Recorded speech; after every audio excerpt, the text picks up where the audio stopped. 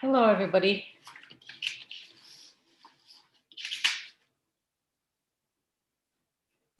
Hello. Hello, Dan. Have you missed me? Hi, guys. Hello.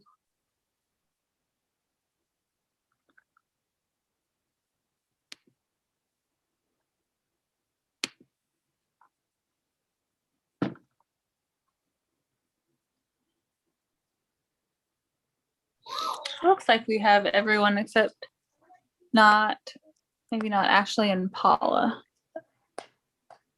But otherwise, I think everyone is here. I'll text him real quick.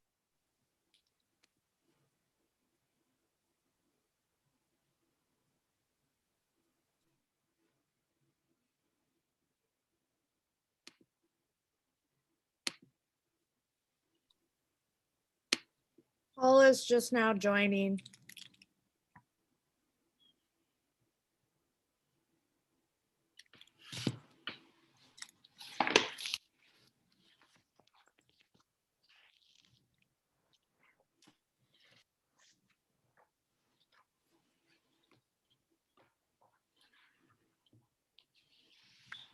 All right, since pretty much everyone is here, let's go ahead and call to order at 5:32.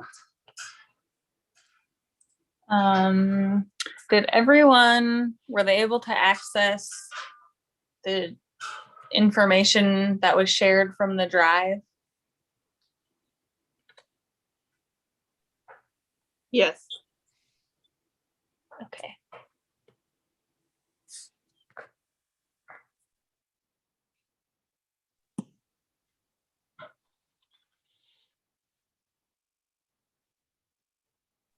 And I think there's some newer stuff on there that probably hasn't gotten shared with everyone. If maybe the host or if there's a co-host can share their screen when we get to those points.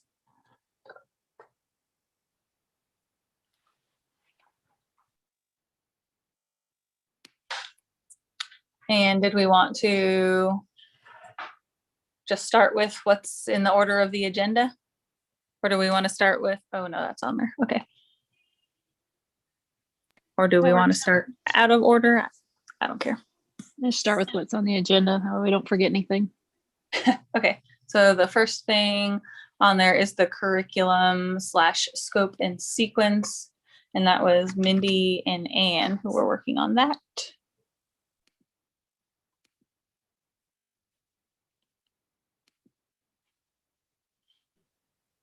Yep. Yay, thanks, Mindy.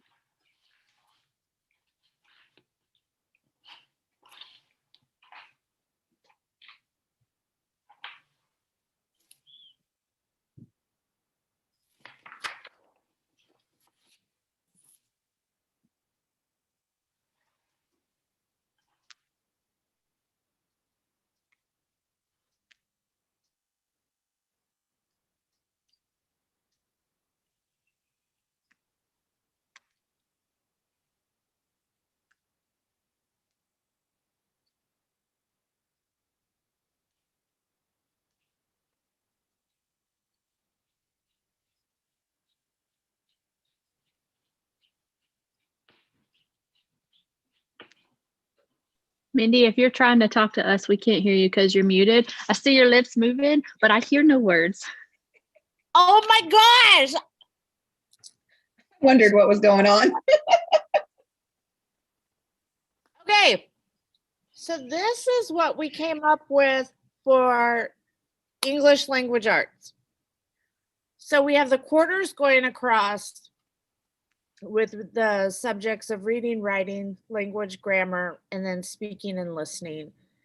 And basically we just took what we saw on the Anchorage School District website, and then I was adding and deleting different things that were specific to Spalding. So I have those here. And then 8th grade is just right underneath it. And then some of the book selections in 8th grade, since the whole year seems to be just doing the same thing, but just using different books.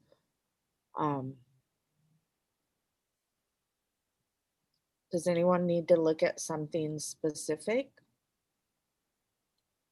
on that, or?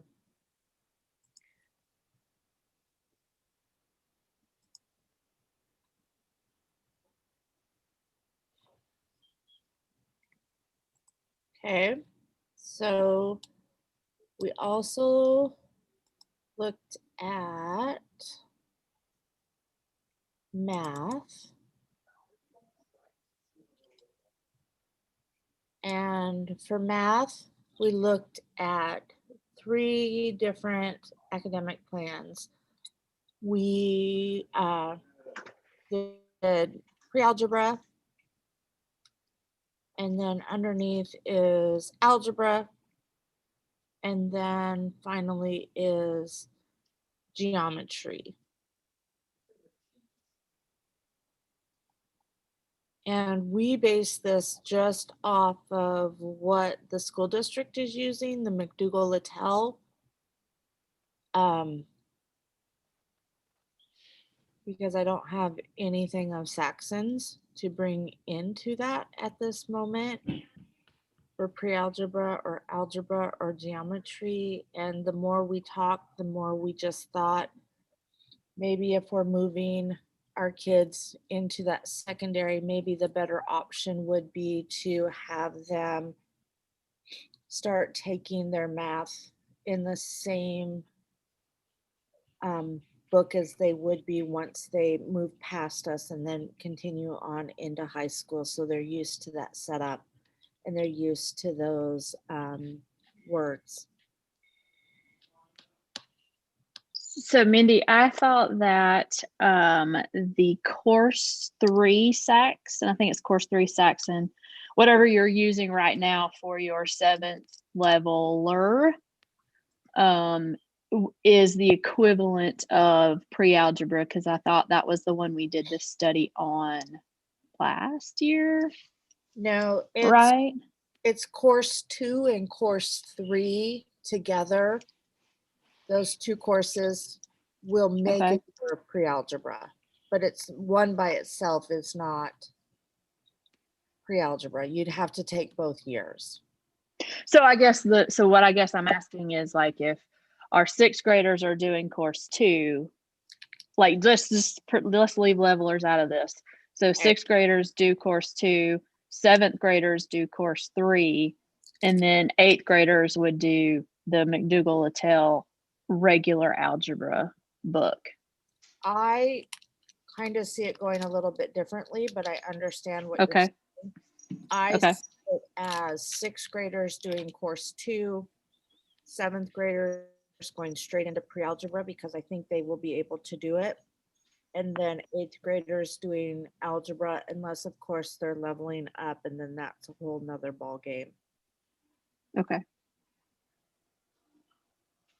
And Mindy and I kind of talked about this as far as like just having, like, my girls obviously have moved multiple times and have gotten used to like so many different curriculums, and I've taught at the multiple age levels.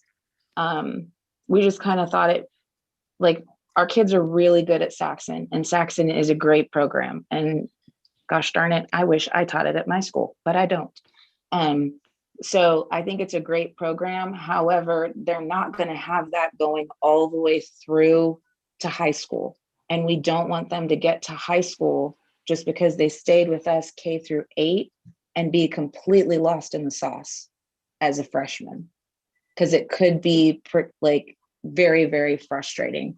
Whereas the way I think, like Mindy and I talked about it a lot last night, giving them a solid 1 year of pre-algebra in 1 unit using 1 book instead of jumping back and forth from the course 2 and the course 3, it will set them up for better success in high school. So they're not so stuck once they get to high school trying to figure out, I know how to do algebra, but I don't know what these terms mean, because Saxon uses very different terms than McDougall Mattel is. And it isn't necessarily that our kids don't know how to do it, but that's what it's going to look like to the 9th grade teachers, I'm afraid.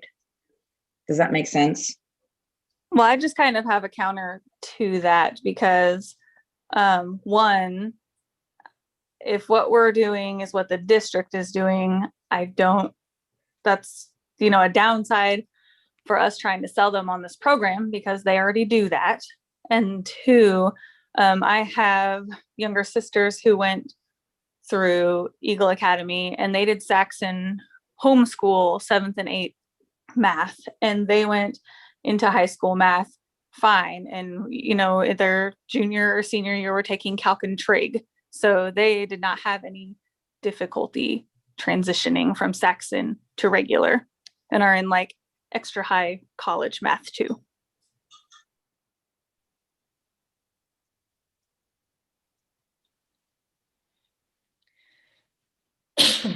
So I have to submit some preliminary information to Dr. Bishop through her cabinet. And one of the parts of the letter states, there are 3 parts that Sarah wants me to be able to flesh out before this goes to the cabinet. And one is a statement of why EACS wants to do this. A statement of how our current curriculum is going to blend with the 7th and 8th grade, because that is what our charter was originally approved for, was our specific curriculum. And then a statement of how our current facilities are going to accommodate this growth or plan for the facilities for next year. So we want to be really thoughtful and careful in making sure that we're really clear on, the special parts of our program. How is that carrying up to our middle school program, or are we creating something that's different? Well, I feel like our language arts is still adhering to our Spalding by just everything that we do. I mean, the Writing Road to Reading does not have, a teacher's guide originally. And we're just using the basics of, the informative narrative and informative narrative text structures, and using that when we're reading, when we're writing, putting it in with our grammar, and then just adding the speaking and listening point, because that's something we added to both 5th and 6th grade, and continuing that up through 7th and 8th.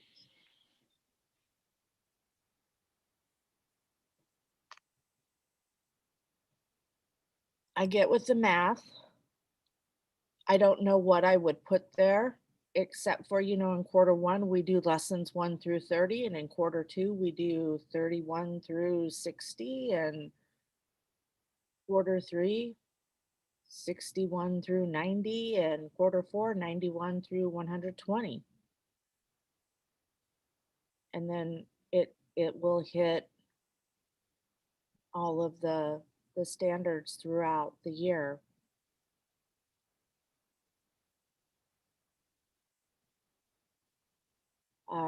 With science, I just went with what they had with their academic plan.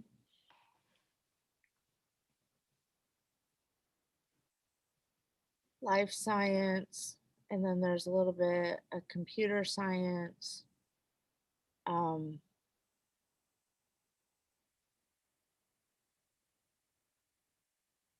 physical science. I know that these concepts are covered in our science curriculum now. And I'm not sure if, and I can do this, I know Judy and I have talked that with science specifically, we can't get through the entire book for the year.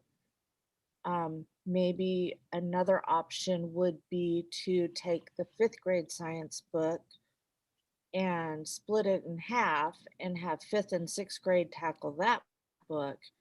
And then 7th and 8th grade could tackle the 6th grade book because the curriculum does not go up to 7th and 8th grade for Scott's Foresman.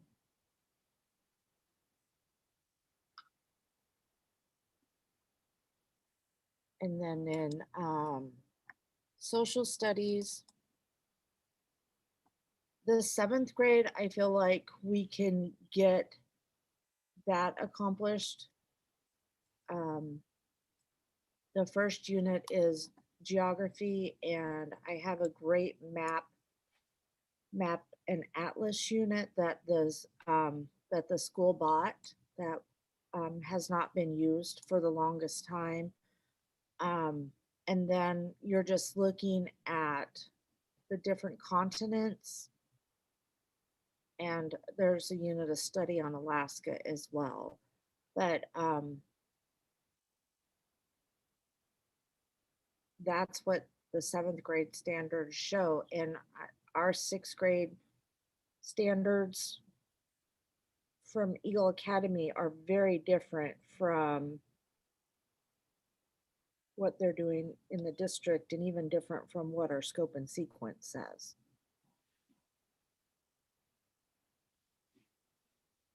And then there were some vocabulary terms with each unit.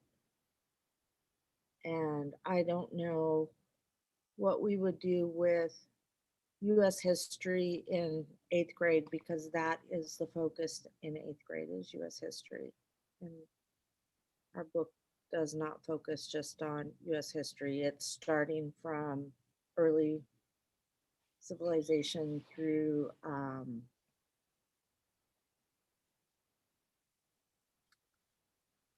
Reformation and civil rights type of things.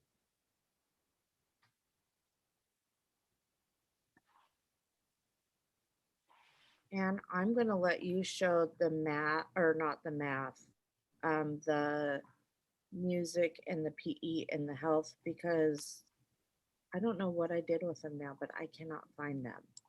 I can't find them either.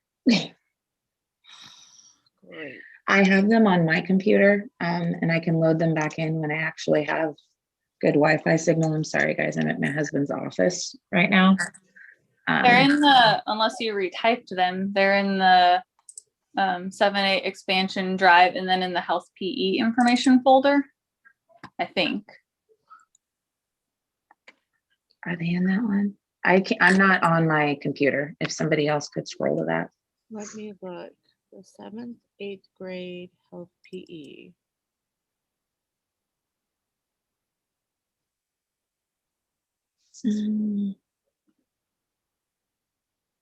No, I had retyped them.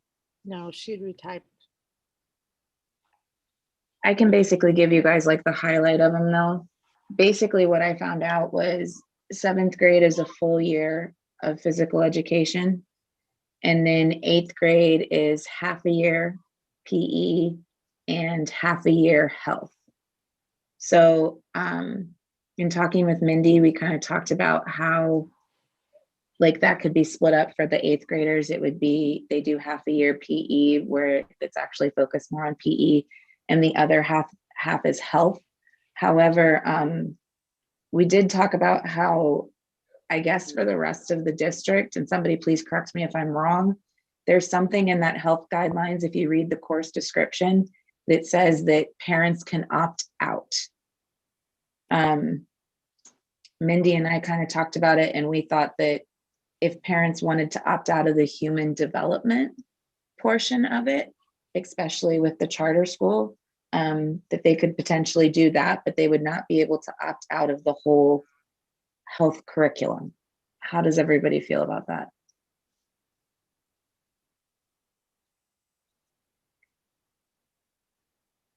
Well, when I was trying to develop the schedule, my portion of my assignment, I reached out to Northern Lights ABC because they're a K-8 school, and their PE teacher said that he only teaches to his 7th and 8th graders PE twice a week for 45 minutes. So somehow he is able to get away with that limited amount of PE every week, and including their health isn't a separate elective, but as far as that's concerned. So even though what you're saying, PE is every day or for however many hours or whatever, they're able to get away with less. Not that I'm saying we want to, because I developed 2 schedules where one, it's similar to theirs where they only have PE twice a week. And then I'd had one where we had it every day. But we don't have to follow that kind of thing if that's what. No, and like the way that I wrote it, sorry guys, I'll try to get it loaded back in there. The way that I wrote it, I didn't put in there specifically how often it would happen. It's just that like 7th graders took PE for the entire year. And we could totally do that to where they're both getting it. Now, what did you say for their health page? How are they getting health in? Is it a separate course? They have a separate elective, like, kind of like at what was at Birchwood where they had their health teacher and their art teacher and whatever. So they kind of have that same kind of built into their elective. But yeah, I guess it would depend. I guess that kind of then would depend on staffing of if we had the staff being available to have a health teacher, or if potentially the PE teacher or whoever the homeroom teacher is teaches health. But I mean, I could totally see like when going through what the district wanted as far as PE and health is related, you wouldn't have to go every single day to health class. It could totally be 2 to 3 times a week. And I think like as a teacher, you could cover the things you wanted. My biggest concern with it was, I mean, some of the stuff on the health guidelines, I understand not every parent wants their kid to hear, but us being a charter school, I would hope we could say, like you can't actually opt out of the entire health curriculum. I think kids do still need to learn about some of that stuff. The human development, that's kind of a personal family choice. And I think that's why the district has it the way they have it.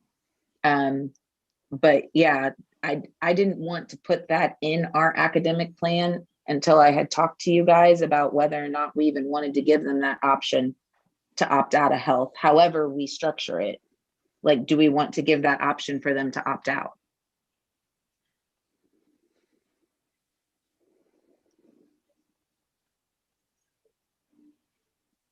Trying to think of logistically how that could work, because if most of them opt out but there's still 2 or 3 that want it, exactly, what do you do? So it's either they all opt out or they all opt in, I guess, is how that and I don't know, maybe work.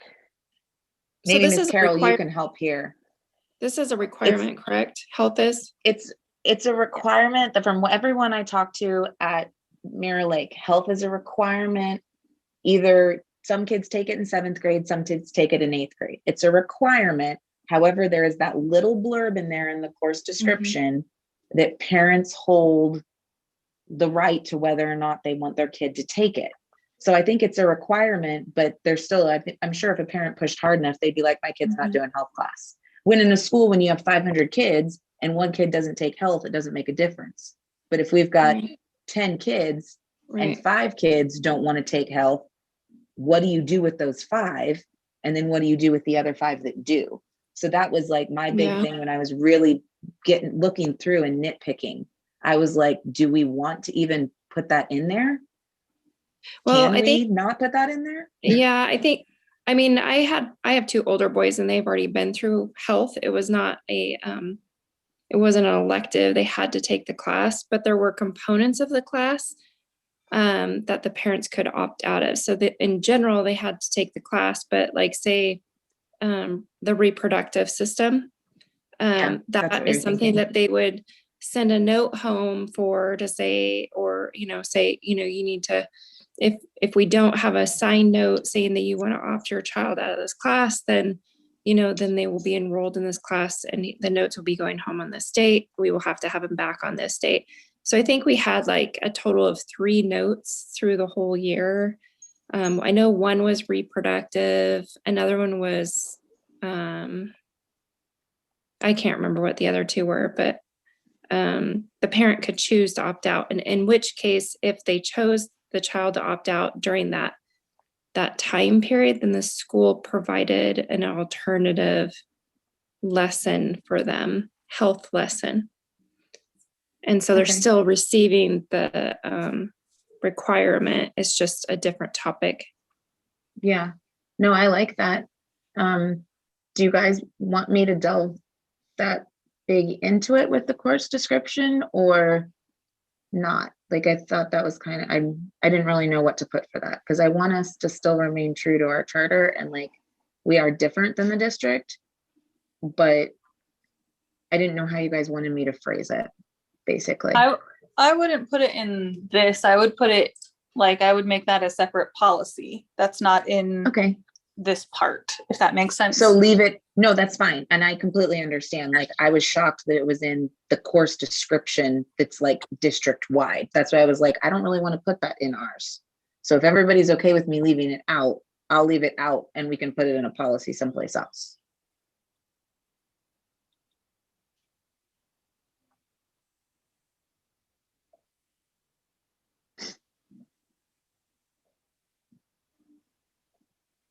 All right, I'm gonna work on trying to load that stuff in if somebody else, that was all the part that I did though, basically was health and PE. Mindy and I talked a little bit too. There's so many different things that they offer at different middle schools. And we were just thinking what talents our music teacher already has right now. And she's an amazing choir teacher. So we were just thinking as 7th and 8th graders, they are offered choir. And we wouldn't go into band and orchestra or anything because that's going to be potentially taking on a lot of different teachers. So I can write up the actual plans for the band and the orchestra, or for just choir, if everybody's okay with that. I think choir sounds like an awesome idea. I think it does too, but I don't know if we want to get super specific or just have a slot, because that's really teacher dependent, right? If she ever left us and we're stuck with only having choir, but we can't find anyone to fill choir. So I could make it more generic as just like a music elective that could offer different things. Would you prefer it that way? That's I think Sorry, go ahead. I think that could be a really good option because I think that it would be important, since we are a small school, to think about things that are outside of the traditional like band or orchestra or choir.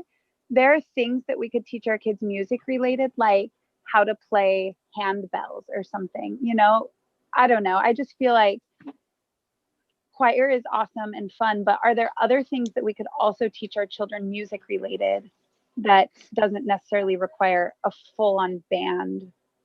Well, and orchestra.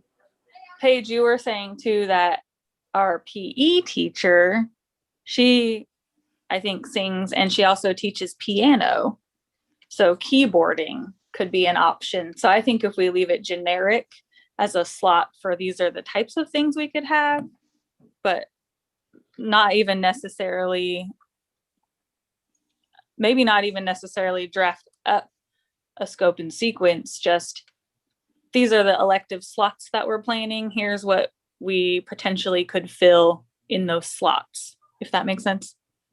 No, yeah, that makes sense. And I mean, like a lot of the standards, if you're looking at like the exact standards and then what you would base a scope and sequence off of, like I can pull a lot of those standards and put them even into the quarters. And then no matter what we're doing, if we're doing choir or we're doing handbells or we're doing piano, they can still be fulfilled by whatever type of music we're doing. So I'll just make a generic music elective one then. You know, music theory might be an option too. That would fall underneath that category. You know, That was I know some of the they- standards too. Yeah. So Even in that, how many electives are we required to provide? It didn't say. There isn't anything that Yeah, I I don't found think that there's said a we had to. requirement. No. Okay. So we just have to provide one option as an elective, and then It's just something and then it parents meets the requirement. want. So it's how much really do we want to provide?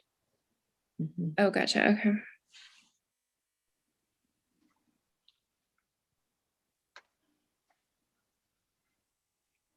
Okay, well, I'll work on getting those put into wherever they disappeared from. Sorry, guys.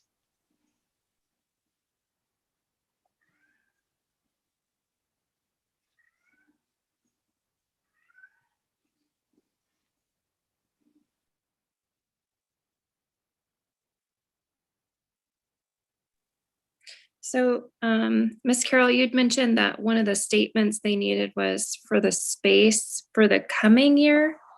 And I thought I read somewhere that was it Vanessa, that you had said that the space for this coming year wouldn't be available? Is that correct, or did I read that incorrectly? Or is there a different space that's being considered?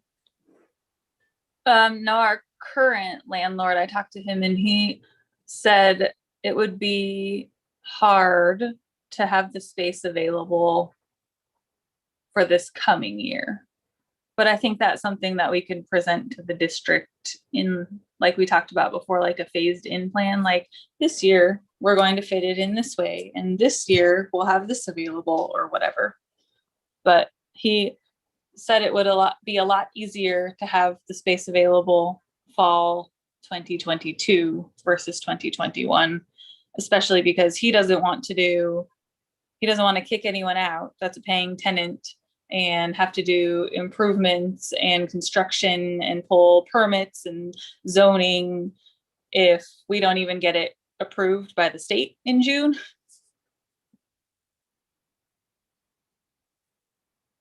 So your option to use an alternative room, is that something that is available? Can we do that so that we can move forward this year if we were to get it approved?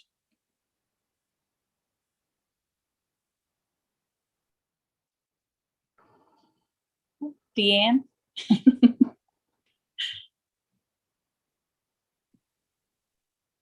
But there are a lot of options. Um, you know, that depends on what kind of impact you want to have on the rest of the program.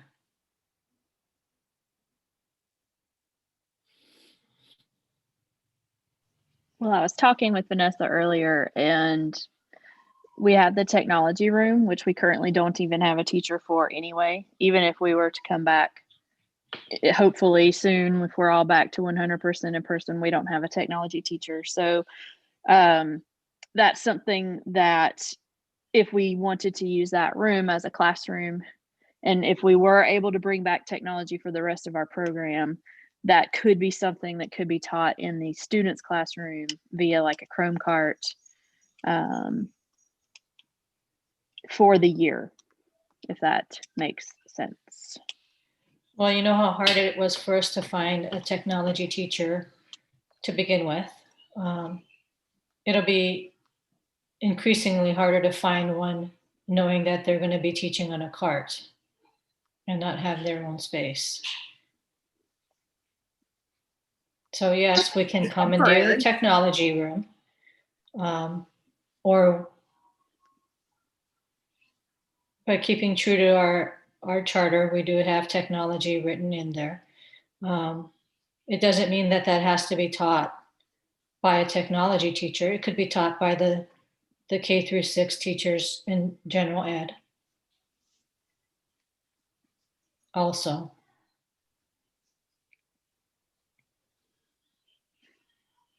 It's not my So most there's- favorite idea because then that is part of their planning hours is when technology is special. There are lots of options available. What is appealing, what is realistic, and what is workable are all sorts of things. So again, it depends on how much you want to impact the rest of the program.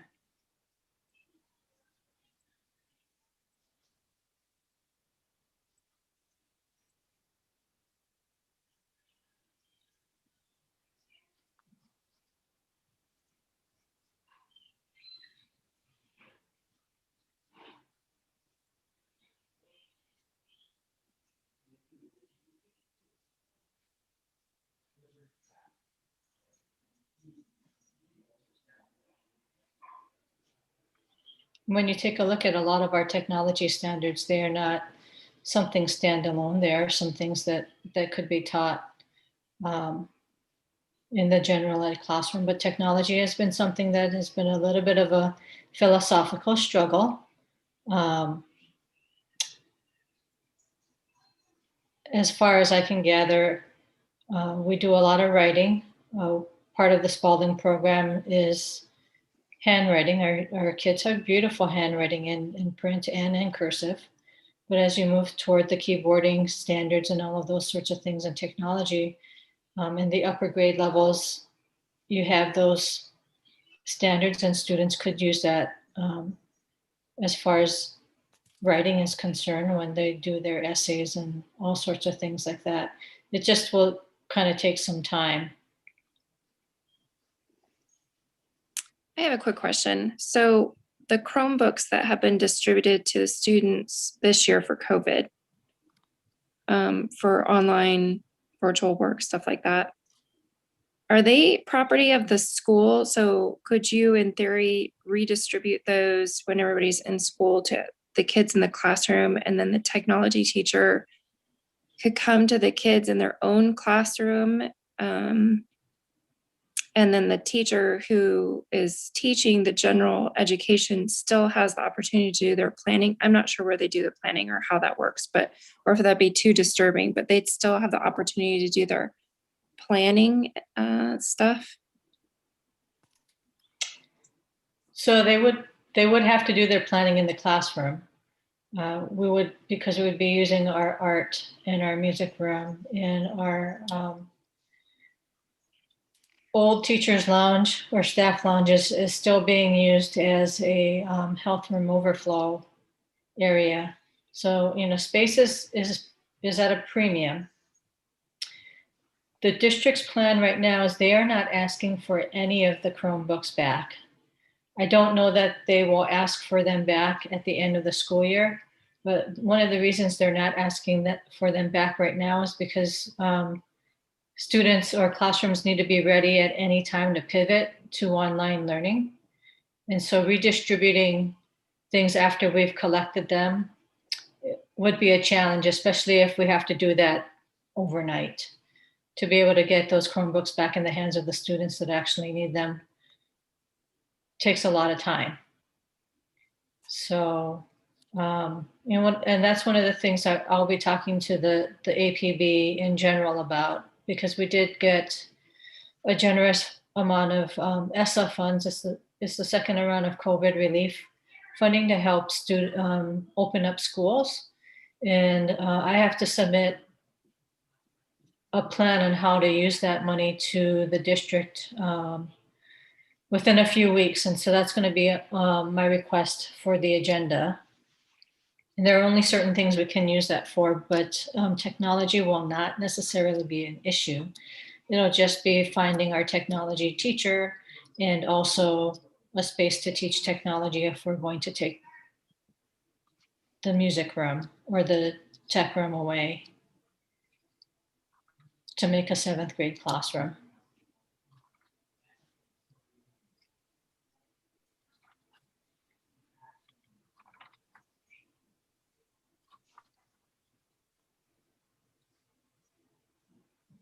Just a thought. I know space is at a premium, but I'm going to speak up for Mindy here. It's really hard to plan in your room if you've got kids in there. So if we wanted to be fair to our teachers and actually give them a fair planning period, I wouldn't put another teacher in the room teaching a different subject that's technically considered their plan time. Only speaking from a teacher perspective. And I totally get that too. But technology is only one day a week. So it would only be one day a week that their planning would be interrupted. Now, speaking as a teacher, I totally get that. But I also know that for an entire school year, well, then 3/4 of a school year, I didn't get planning at all because I was teaching at Birchwood and the earthquake made Eagle River have to come over to the school. So we lost all of our classrooms. So all of their specials were in the classroom. So all of our planning time was not taken, but had to be done elsewhere. So sort of thinking about, just is it something that is okay for 1 year until we can expand, since it's only one day a week? And theoretically, they wouldn't have to stay in there. They can take their stuff, because that's what I had to do. I just took my stuff to the teacher workroom. Of course, it's not fun. I 100% agree. And I'm totally open to, like, is there a different place we can put 7th grade if we can't expand? But technology seems to be the most obvious choice. But if there's a better choice, let's talk about it for sure. What about the gym for technology? I mean, if they have their Chromebooks and they could take them to the gym, it's one day out of the week. Is that Gym's something? still in there, but gym's happening in there. It happens all day, every single day? So all the specials happen in the afternoon. So from 1 o'clock, just roughly 1 o'clock to like 2 o'clock is half the school's special. And then from 2 o'clock to 3 o'clock is the other half of the school special. And so somebody is always in music, somebody's always in art, somebody's always in PE, and somebody's always in technology. Oh, okay.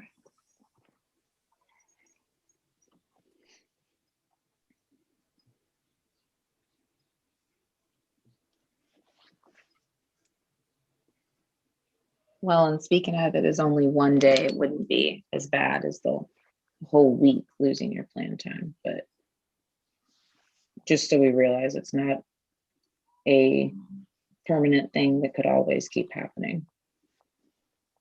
Just because I know what it's like to have my plan time taken away, and it's pretty frustrating. And I know we don't want to do that to our teachers. For sure. As long as I can leave the classroom, I can find someplace else to work where.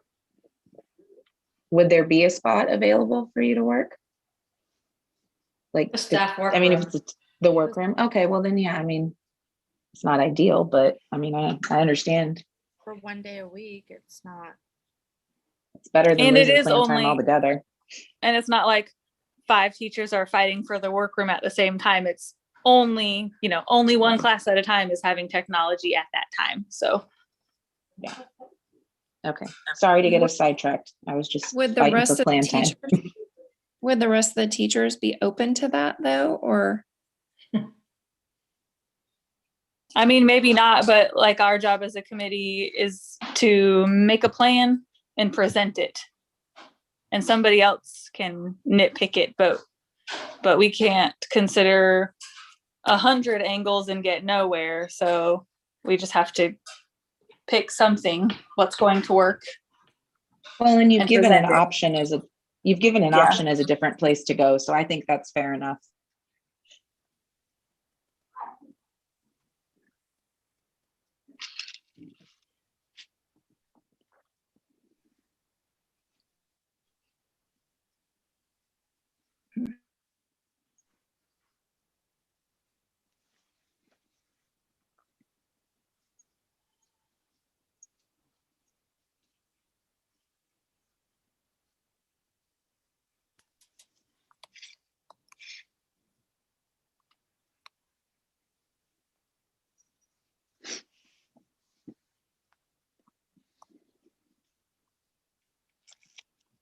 So we kind of branched here from curriculum, but do we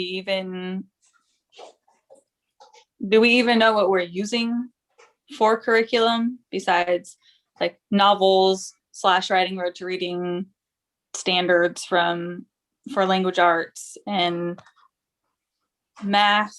I don't know if we're all set on the same thing. And then science and social studies, I don't know what we have the district standards, but not curriculum unless we use their curriculum. But I don't know how sold they would be on approving that either, since it's the same thing they do. So what are we wanting? But I think you want to be cautious because every student that enrolls in Eagle Academy are dollars that are taken away from the district in general for their expense to use for all of the other students who are enrolled. So if we're not going to be a program that's different, they may not be as likely to support that because they already have that going on. I would really recommend that we stick with Saxon for math and the Spalding for language arts. But the other things may not be as different because that's really what kind of makes our program stand out to begin with, is how well we do our language arts and our math instruction in that directed instructional program. So as much as possible, if we can stay true to what we've already got in the charter, we have a much better chance of getting that support. I am already working on Saxon math and academic plan as I'm listening to you guys. But I'm keeping it under the pretense that in grade 6, they would do course 2. In grade 7, they would do course 3, which would give them their pre-algebra. And then in grade 8, they would do algebra. I think that's how Saxon would do it, right? They would do course 1, 2, 3 algebra. So Then algebra. yeah. And if they passed all those, then there's the option of geometry. But those would be your really advanced students where there's not very many. Going that high. Yes, I've only had one. That would be But that. you had one in 6th grade then, right? I had a 6th grader that did algebra, and then Okay. a 7th grader went on to geometry, but that's the highest year I've ever had.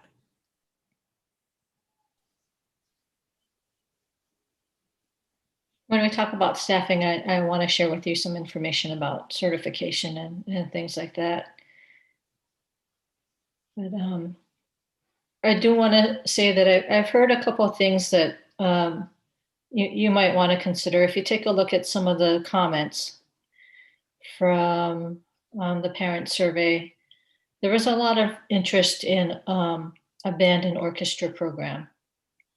So when parents said what would keep or encourage you to continue enrollment in our program, it was really kind of that whole middle school offers me the band and orchestra. So if we're going to go choir, I didn't have very many comments, I think, about a choir program. That may be something you want to think about. And then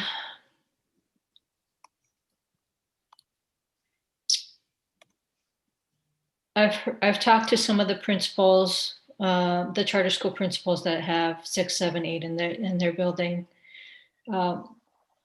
There's the 2 different philosophies. Alaska Native has a 7th and 8th grade teacher, but they're doing theirs in sort of that elementary model. They're not doing a 6, 7, 8 middle school model.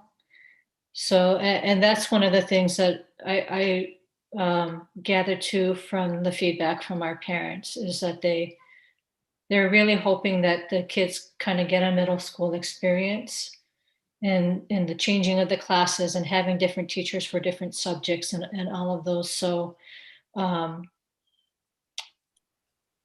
you might want to just consider that as we're developing what the schedule looks like and what teachers are teaching. Because if you're going to have a teacher that's teaching pretty much all 4 subjects, you're looking at like a middle school model again, or an elementary model of middle school students instead of a middle school model of students changing classes and all of those sorts of things. So Paige and I were talking schedules and kind of talked about that, like, you know, maybe the 7th and 8th grade do kind of what Judy and Mindy do with science and social studies. So they do get a teacher change there. And then if we did band, orchestra, choir, something, that's another teacher there. PE is another teacher. And those are all the same teachers they're switching at the middle school too. So, and then something else we could do if we have the space for it to get them like the passing time.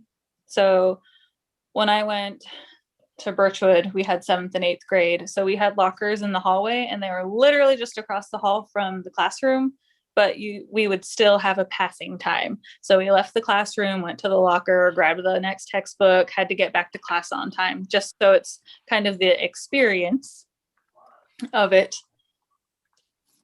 And I mean, they didn't say we need a different teacher for every single subject that we're having. So, I mean, if we can give them, you know, 3 different, maybe 4 different, and the locker experience or a passing time experience, I think that would be, you know, it's different than sitting in the same classroom every day, all day.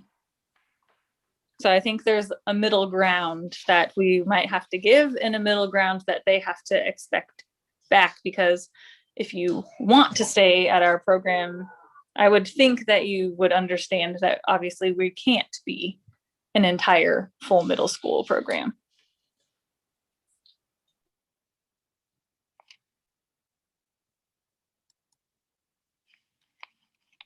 Were we thinking though, 7th and 8th are kind of like their own entity, and then 6 is still like the top dog of the elementary program?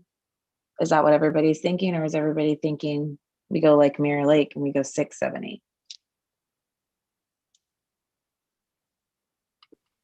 My personal preference is 7, 8 is kind of their own thing because our charter's already approved for K6. So we would have to redo all of 6th and get that approved too. And then if it didn't work, we've like undone 6th, but haven't undone, you know what I mean?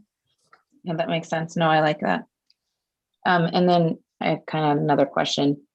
Miss Carol, I hear what you're saying with the, like, personally, I would love to offer band or orchestra for my child. If we type that in though, and we put it in, do you foresee us having a challenge with staffing that?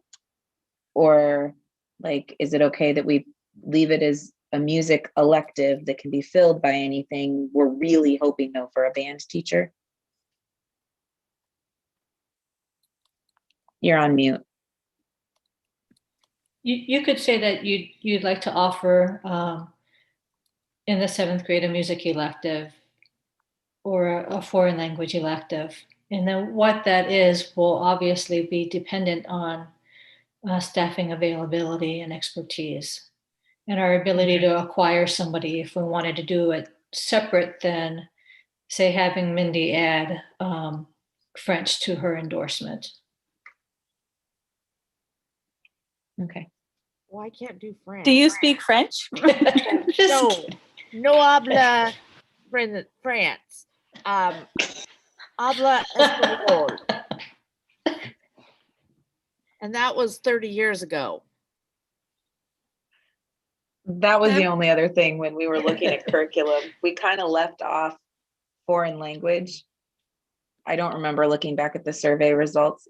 Was that a big deal to parents still too? It's a big deal to us. I know that. I would love to see a foreign language. Yeah, me too.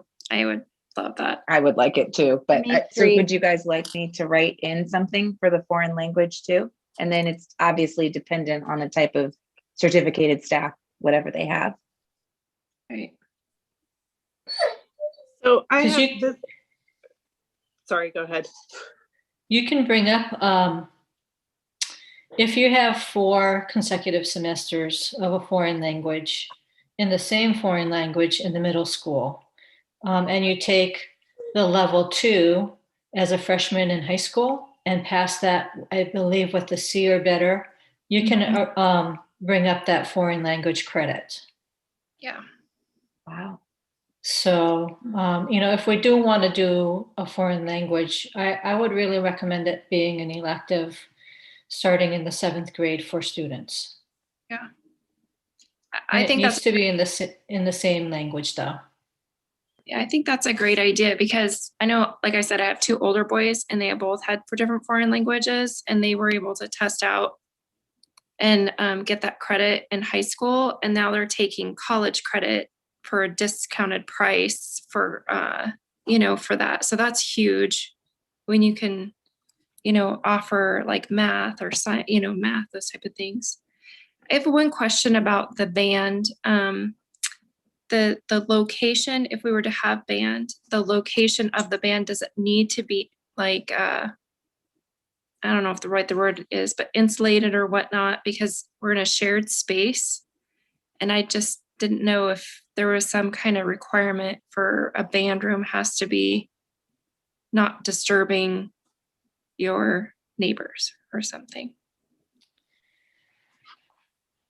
I don't know that there's any sort of municipal building code. I mean, there's always the common courtesy for our neighbors. But if we were to assume that space next door to us, it's currently a church. And beyond that, I believe is 2 gyms or workout areas, and they play their music extremely loud. I doubt that they would necessarily have an issue with kids practicing music. Oh yeah. Well, I and we'd hear be the church assuming- group Tuesdays Oh, yeah. at 7. Well, I was going to say, if we're assuming the space, that's something we can work into the build out too, because we're not going to assume the space that's there as it is. We're going to have to build classrooms with it. So that's something that we can put into what we need is, insulated wall and ceiling or soundboarded or whatever. So I had one thought. I don't know how feasible it might be for the electives, but with such a small class size, but so many different interests. I know when I was in middle school, we had the electives were split by quarters. So we had you could do, I think we did a quarter of typing and a quarter of foreign languages. And they introduced you to Spanish, French, and German, and then a quarter of art and a quarter of something else, could be music. And that could take advantage of the specials teachers that we have now to teach for 7th, give an introduction, and then kind of push that into the following year as to more specialized, if that makes sense. You could decide if there really is enough interest to make choir a full class or band and orchestra a full class, that kind of thing. And then we're also not adding an entire full body. It's just for a quarter.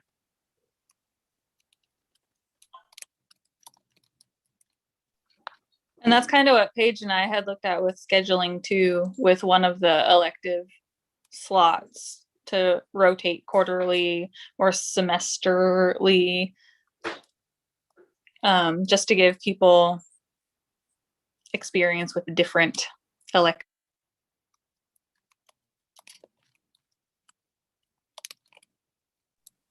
I think Only that's thing I would something say too is that that could be, oh, sorry.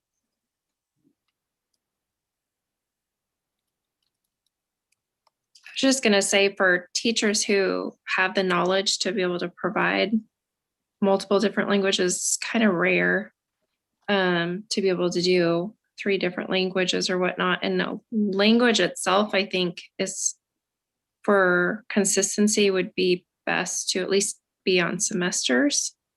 like a half a year for like, Spanish 1 or whatever. But I don't know how difficult that would be for staffing, like hiring somebody in per quarter and rotating, because I don't know how many teachers are out there that have band experience, choir experience, Spanish experience, and art that could flex into that. Maybe we have those people already. I don't know.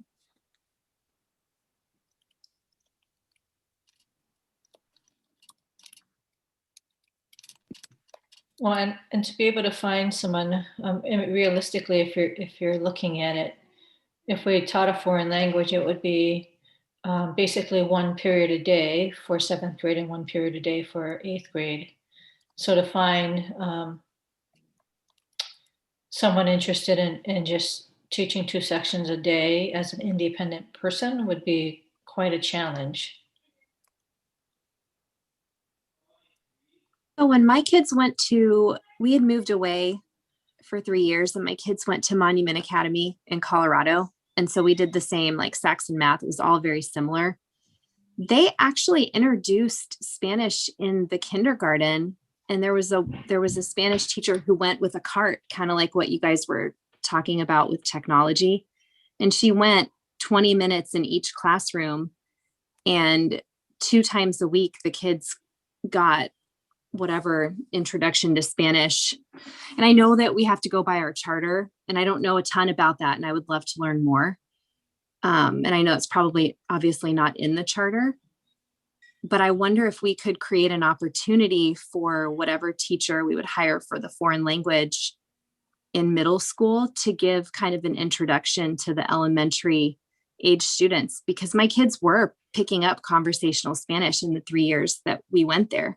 And then we came back here and there was no language. So that's just a thought or an idea to give that teacher more work, perhaps, and expand our kids' knowledge, because there's so many benefits to foreign language.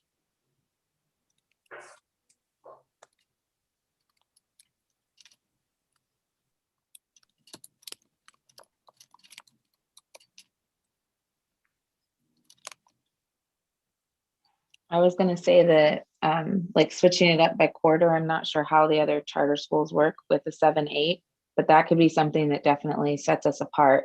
Like, I don't think they get to change per quarter at the middle school. I think everything's semester, but to be able to give our kids the opportunity, Vanessa, kind of like what you were saying, where like, you have home ec first quarter, second quarter, maybe you have a language or a dabbling in different languages. Third quarter, you have something else. Like, I think that's something that would set our charter apart. Like, these kids get that many more experiences. Like, it's not necessarily in depth on all of it, but I mean, I don't even think they offer home ec right now at the middle school. So just something simple like that would be a great opportunity that would set us way apart from anything else that the district has for middle school right now. And then if you hate it, you're not stuck with it, since we don't have the capacity to have 7 teachers for electives that you can divide a 500 kid school up in.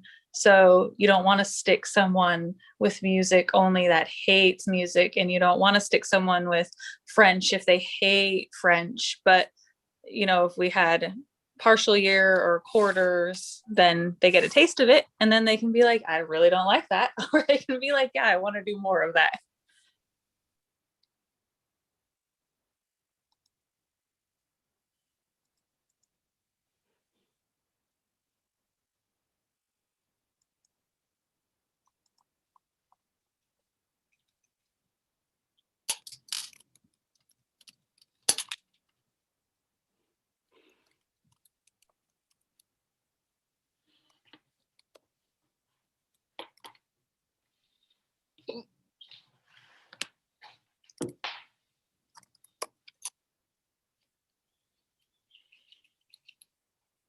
Do we want to, since we're kind of talking about schedules, Mindy or Deanne, could you screen share the schedules, that page loaded in the drive? Can, just a second. Will you look at this and tell me if this is the way we're going to go with the math? Because I don't want to spend all my time doing this if it's not. So I have the course description, and I'm just taking the quarters by what we would be covering that quarter.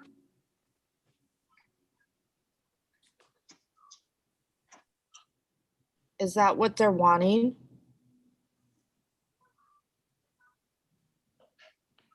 And is that what Saxon covers in that sequence? Yeah, this in quarter one, this is everything that is covered in quarter one.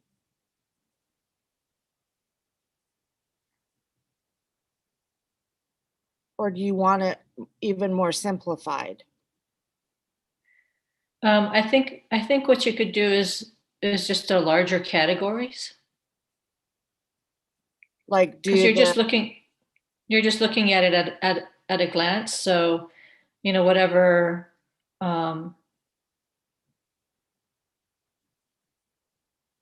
whatever skills are algebraic skills, whatever skills are geometry skills, whatever skills are probability and statistics, those sorts of things. but that's the thing, it's covered every quarter, all quarter long. You see, which those are my Yeah. major strands: numbers and operations, algebra, geometry, measurement, problem solving. That's all year long, those things. And that's kind of what set Saxon apart too, is that it does intermix it. So it won't really look like separated out like that. Is that what they're expecting though? Yeah, but Mindy, in a traditional curriculum or in another curriculum, it's not that they only teach that algebraic skill in whatever quarter. Right, I know that.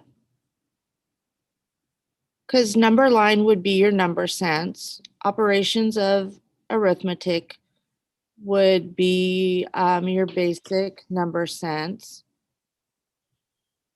Adding and subtracting, multiplying and dividing would be number sense.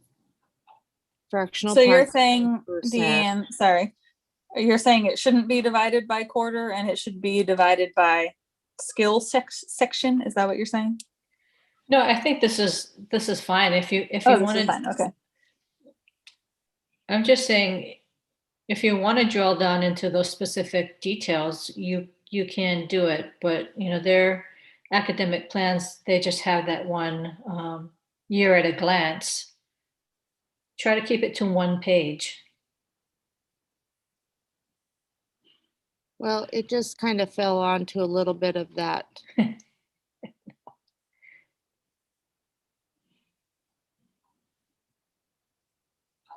All right. So is there any way you could maybe color code the skills? Yes, I could do that. Okay. That might just help someone who's not a curriculum or math expert have the confidence that you're teaching a variety of skills. Because when you look at something as large as that and all in black and white, your eyes just kind of your mind tends to say, oh, that's just a really long paragraph. I'm not going to pay attention to all of that detail. But if you can kind of color code it so that people can see that you're covering your major content areas, and this is how much of this quarter's algebraic thinking or measurement or probability and statistics or geometry, that might give them a better sense that we're covering what would normally be taught in the district's curriculum. I totally gotcha. I got this. Okay. I get it now. I got this. It'll be done by Wednesday, if not sooner. Okay, and I'm sharing the schedules now. What? There's two, and they're obviously working schedules. I just came up with a couple of different choices. All right. Maybe I'm sharing them. There we go. 7-8 expansion. Other K8 programs and schedules. Is this in it? No, No, I didn't put no. I didn't put it in a folder. It's just should Oh, be Yeah, it's just just stuck free in there. free floating in this one. Got it. Schedule 1 and 2 schedule 2. must be this one. Well, there's 2, but there's 1. Okay. Just a minute. Let me find it. Well, we can do either one first. They don't have to go in a certain order. I don't see the other one. Is it just a tab on the bottom of that spreadsheet, or are they two different documents? They're two different. One says schedule option 2, one says schedule option 1. This one's schedule option 2. Did you share it with on your home or the school? At Yahoo? No, I did it. ESD? I don't know. I don't know which one I did it on. Oh my gosh. There it is. There it is. All right, here's schedule 1. Okay. So schedule 1, obviously this was before Ann was talking about doing choir or whatever, but the only thing I highlighted the yellow because Vanessa had sent me something that was color coded and I liked that. But language arts, math, science, social studies stays the same. In the morning, there's that band orchestra block so that we could use either the music room or the gym this next year. So, because it's not being used in the morning by anybody. And then in the afternoon, it is doing something similar to what Amy had said about swapping every quarter for an elective. So like, for instance, in the first quarter, 7th grade will do sign language or whatever language. I just put sign language because we have an in-house expert. And 8th grade does home ec. And then the next quarter they swap. And then at the end of the year, there's the other things that are in there. Now I did put 7th and 8th doing band and orchestra together because I thought even if we only have, let's just say they're not full class, even if they are full classes, like Travis Harrington, he teaches band for anywhere from 30 to 60 kids at a time. So if all the kids are together, then we'll have a much better like variety of band or orchestra or whatever it is that we're doing. But that's obviously subject to change if we all don't like the way that that is set up. Then for that, in that last block of the day, you can see in the notes that their electives are 3 days a week, and then the other 2 days would be when they would do PE and health. So like 3 days a week they do that elective, and then the other 2 they would do PE with whomever teacher. Vanessa also found out that our students, they changed it in the rulings or whatnot, but they just didn't really advertise it, but that our students are allowed to go to Greening or Mirror Lake to do sports as long as the principal gives permission. The principals of both schools have to give permission for that to happen. So as long as Deanne's got a good working relationship with whoever is at, I don't even know who's at Mirror Lake now, and I don't know who's at Greening, but whoever they Bobby are. Jeffs is at Greening, and My Ali boss's daughter. Cecil is at. Yeah, my boss's Lake. daughter is Ali Cecil. She's great. Mm-hmm. So anyway, they could leave during that last elective if they were going to do a sport at another school, or we could talk about whether or not we liked that idea.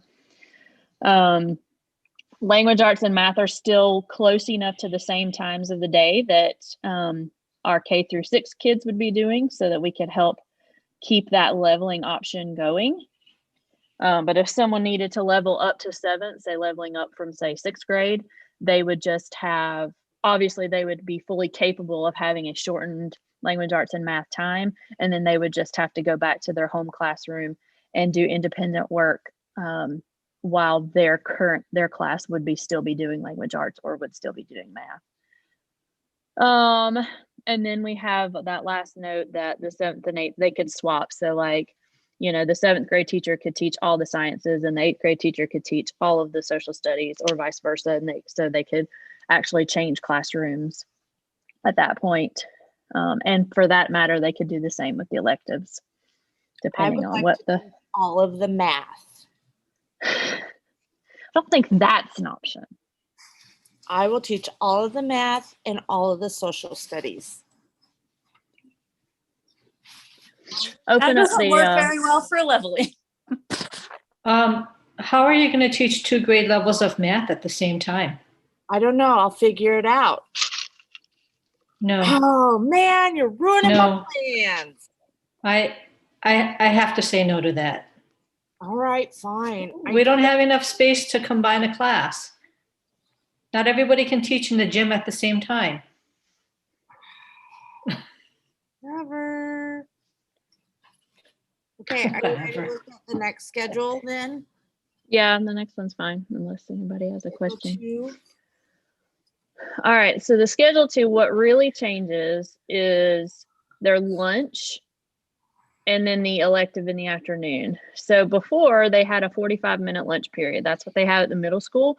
They don't really do lunch and recess the way elementary does. They just give them 45 minutes, and at the middle schools, they have sort of the freedom to go outside, but most of them just stay in the lunchroom, or they might go to the library or whatever the case may be. So for this schedule, they have PE every day in the morning whenever I had orchestra and band from the previous schedule. Then they just have their 30 minutes for lunch because they're getting PE every single day.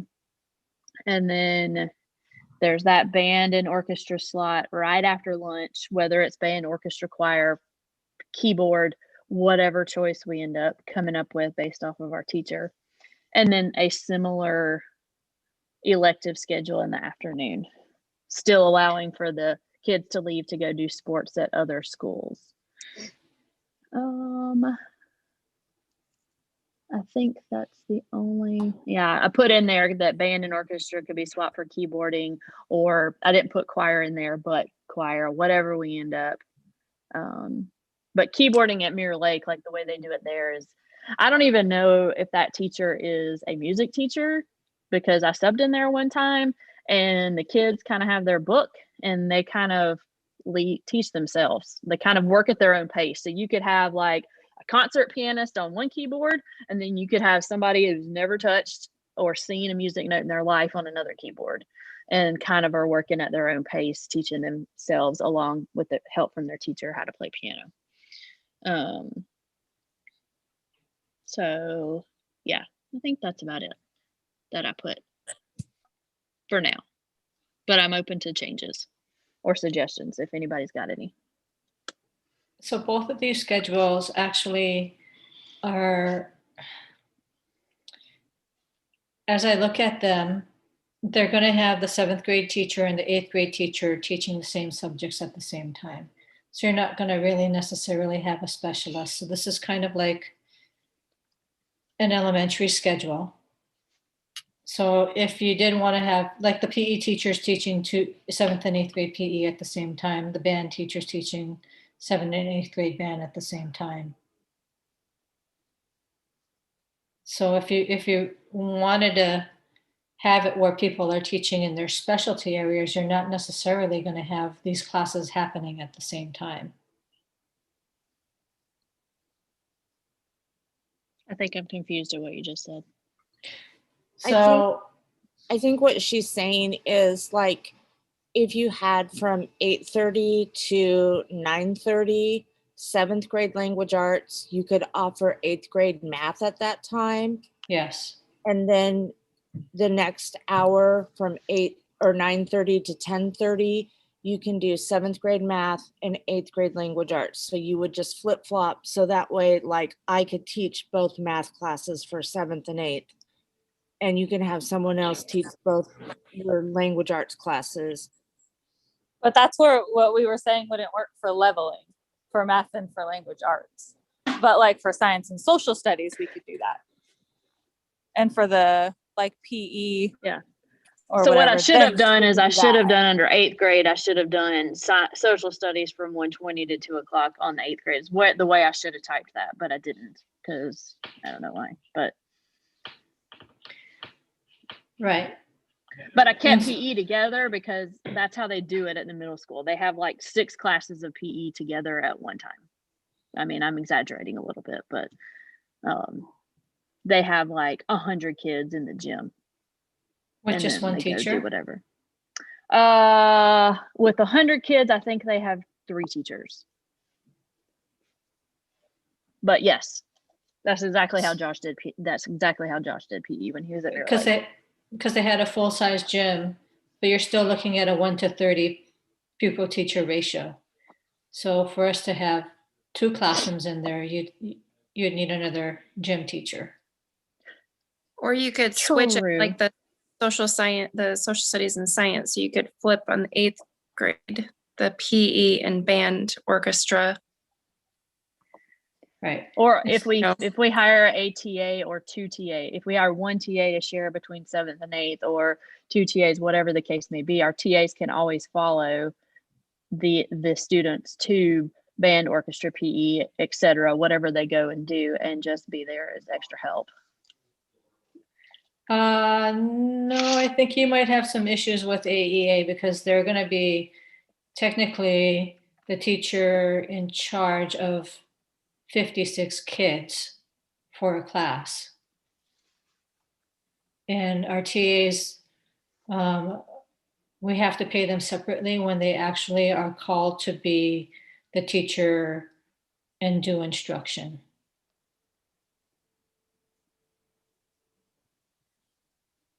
I wonder if this is a problem we would grow into, because I don't anticipate the first year or 2 years we're going to have 30 or 25 students in each classroom, right?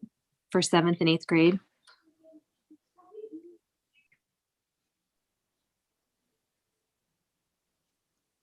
Well, the first year we would just have 7th anyway, because it would be a phased in. So the first year we would definitely not have this problem.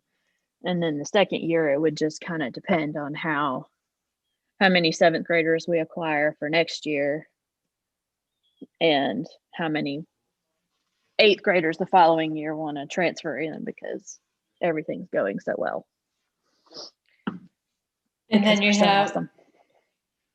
and then so you can either plan on creating your schedule and what you offer around your staffing, which limits what you offer and when you offer it.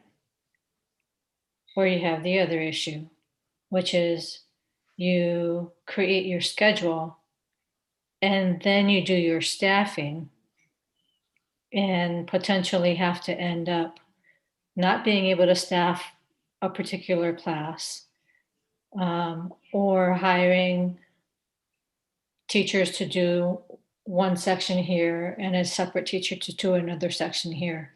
So when you're looking at your PE, you could potentially schedule it so that you have our PE teachers here at 11:20 or 11 o'clock and 12 o'clock, so that they can easily slip into the afternoon and do the specials for the elementary portion and things like that. So scheduling is a whole kind of nightmare for a lot of different reasons. We just need to figure out really what we want to offer and can we afford to staff those positions? Or do you want to just work with the staff that you have and create the schedule around it?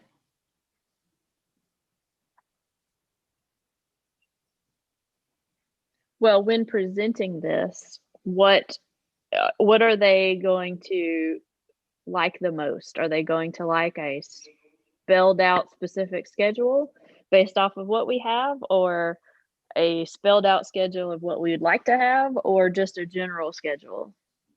Well, they're going to know, can we afford to do what we want to do? And we can say yes, and they're going to say, how do you know that?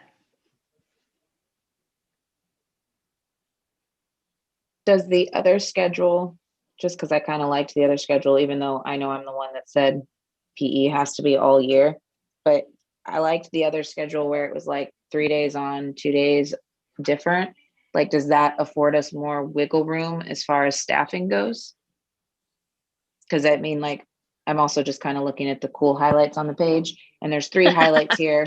So like the 3 highlights, to me, that means there's going to be 3 major staffing issues. The other highlights, there was 2 on the page. And I remember Paige saying too, like, we can use one of those rooms when she was talking about the other one. Like, would the other schedule be more feasible for what we could do staffing wise? Whereas this one offers a lot more transitions, but if it's more feasible to work within the staff we have or what we think we can hire or our budget, if the other schedule works better, then maybe we should just go with the other schedule.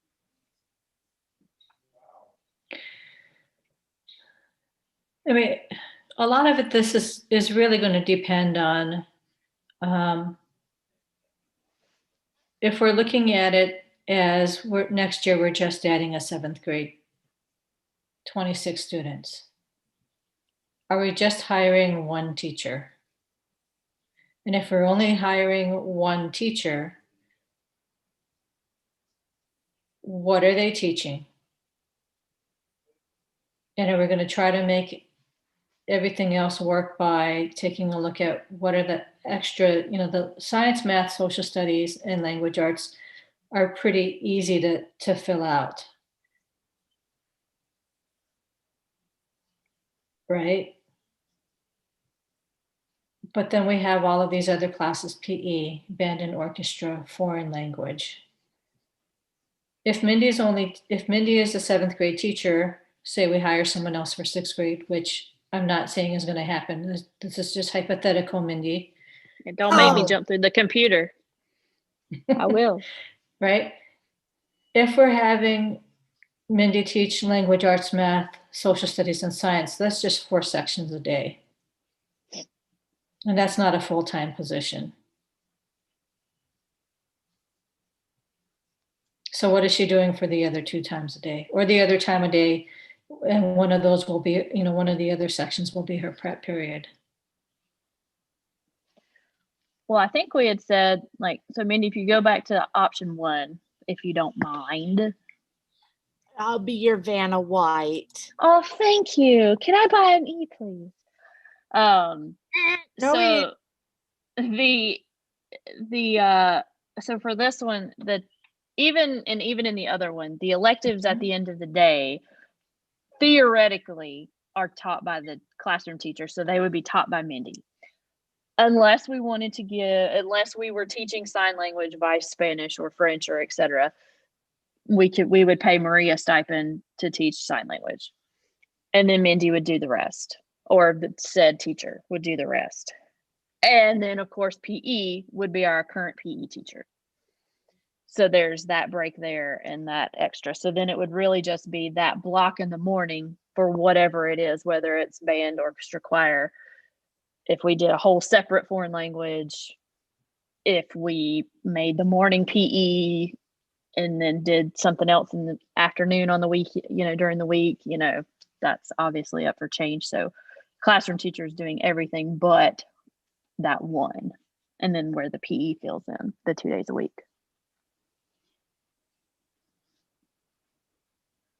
Is that what you asked? Yes. Sort of. And that's assuming that our PE teacher would want to teach an extra hour 2 days a week. Oh, I know. But we have to Right. plan something and, either hope that she can do it. And if she can't, then we have to figure out something else. But, Yeah. we can't hire her on and then not do it. I guess it was more of hopefully this can happen so we can do this. Right. And then, so I would have to work with HR to see if that throws her over the benefits threshold for the impact for our budget. And so, and that's why I had those numbers up there just for your FYI, and what it could look like to try to do this.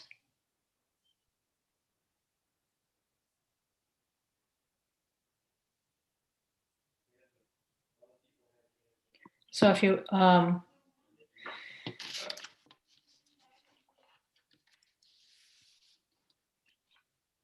but that being said, the impact to our budget next year,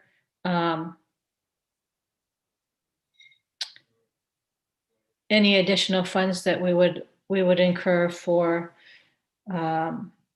equipment and supplies,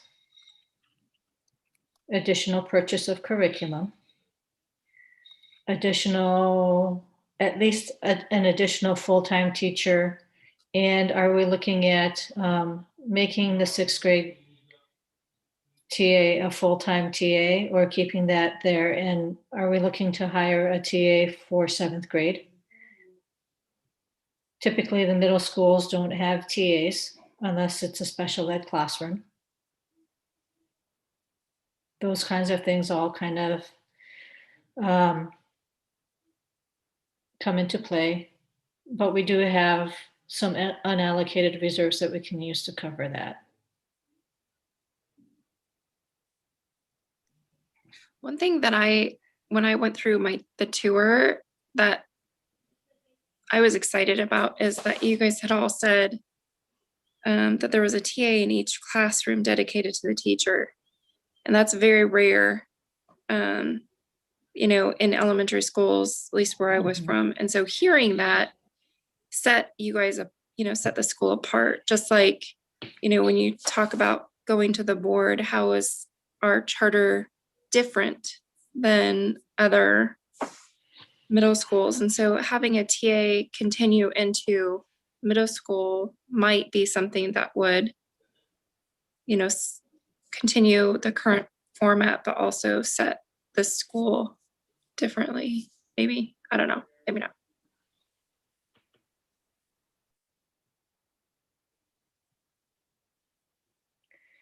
And then when you're looking at this particular schedule, at least until we have the 8th grade, your 7th grade teacher is basically it, teaching all of those subjects.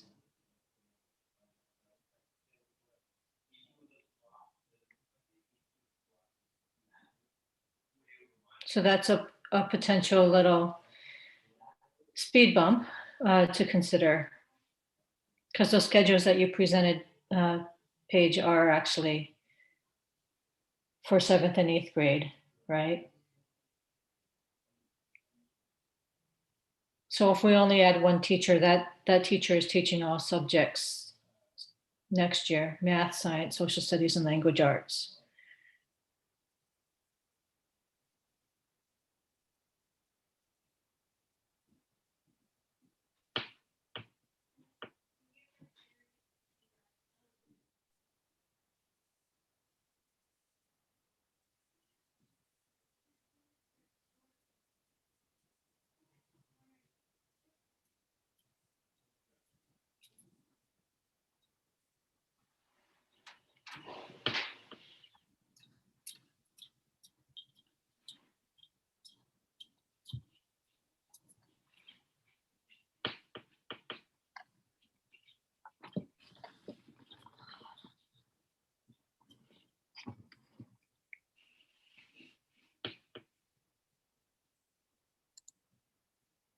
So do you want to pick a schedule and try to work out the details based on one of those schedules?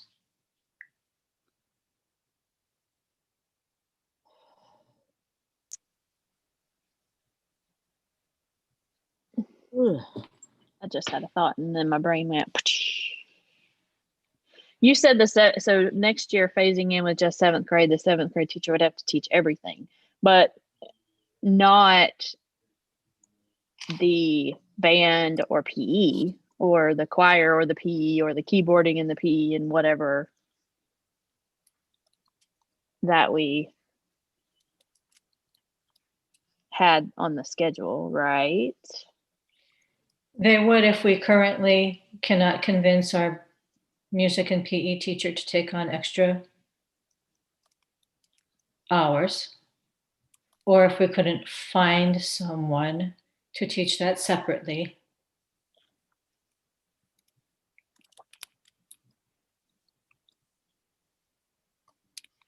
Because then that would violate the AEA because they have to have their planning time.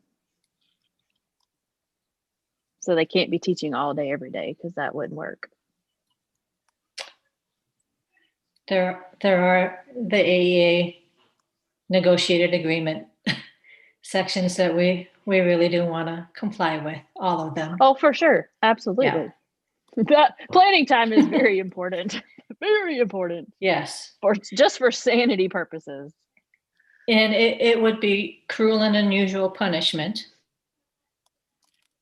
to ask a 7th grade teacher who's teaching all of those subjects, because it's rare to find middle school teachers who are as well versed in everything, especially in something like Spalding, and to be able to do it well, to do it without a TA, because I think most people in this room understand that our teachers do the most amazing jobs that they do, because they're not worried about grading. They're not worrying about making copies. They're not worrying about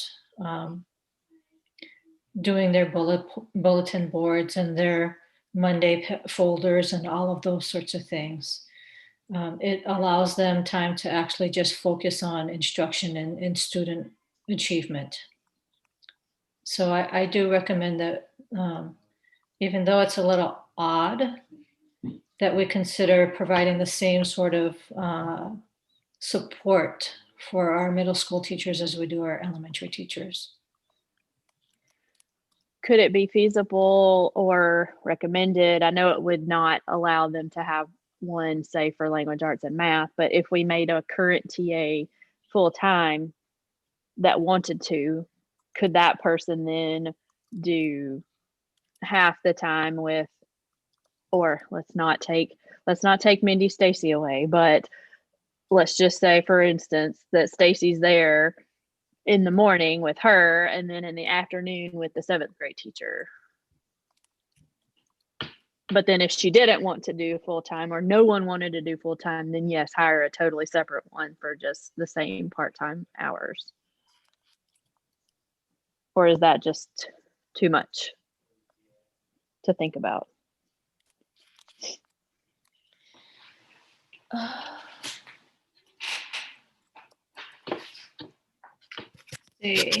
The difference between salary and benefits for a full-time TA. I have it in.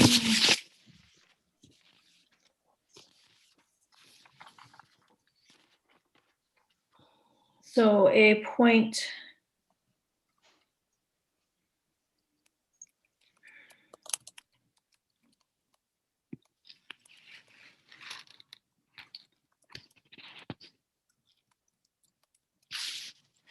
Oh, what did I do? I didn't have that broken down. But just as an FYI,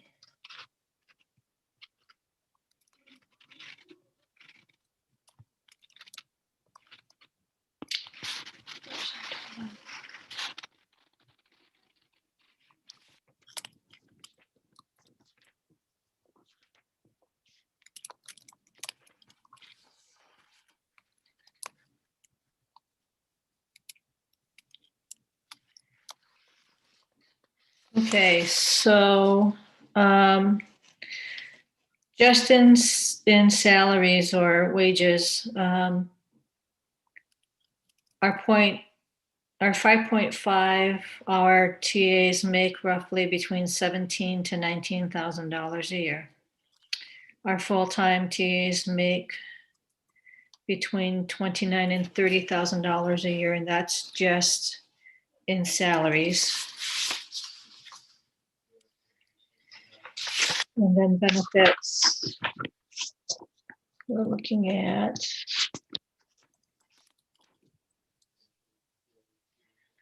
I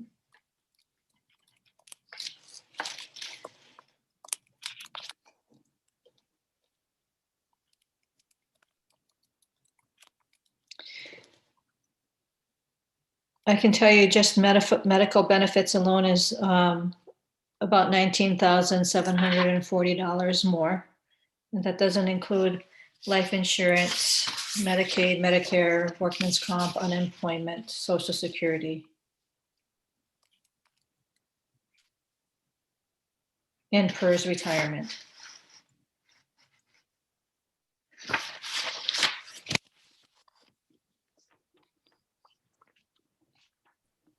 What were your the budget numbers you had up before again? Let me see.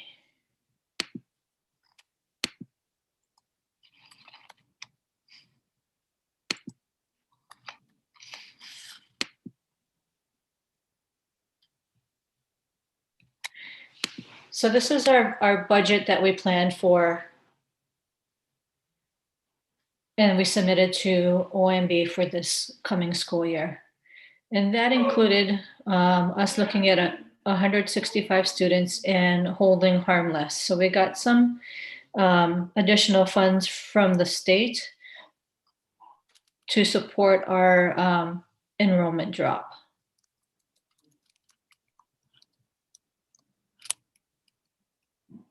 So if we were to get up to 176 students next year, and that includes maybe 11 sixth graders and 11 seventh graders, depending on the amount of fifth graders that would choose to stay. We're looking at an additional $51,000. And so that barely covers, that doesn't even cover the salary and benefits for one teacher.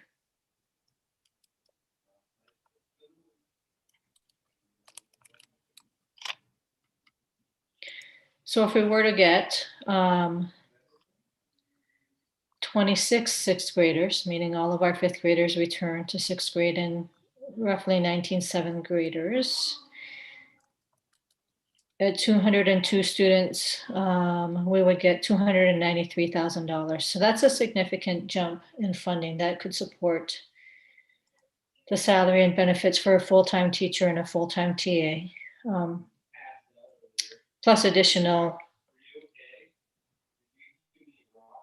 funds for curriculum and supplies and things like that. And then for 22-23, if we had an additional 26 students, you're looking at a pretty decent increase that would support the facility, increase in facilities leases.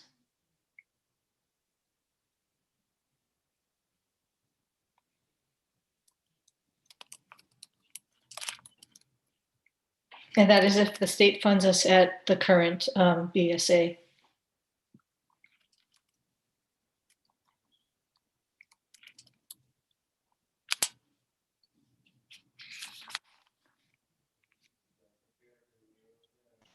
So it sounds to me like we need all of our fifth graders to stay.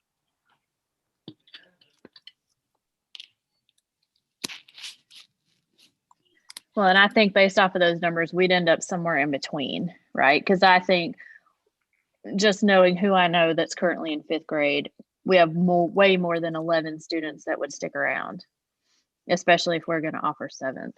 And then the 11 seventh graders, you know, that means every single one of our current sixth graders would have to stay, or we would have to solicit some seventh graders from outside. And I know that there's one or two current sixth graders that are moving. So I know we wouldn't have all 11 that she currently has stick around. Now, that doesn't mean we can't acquire some from outside, but Yeah, how's your poll? how's my poll? I can get to that when you're ready for that results. I just don't know if they're all Eagle Academy families or if they're outside the Eagle Academy, but I can talk about that when we get there if you want.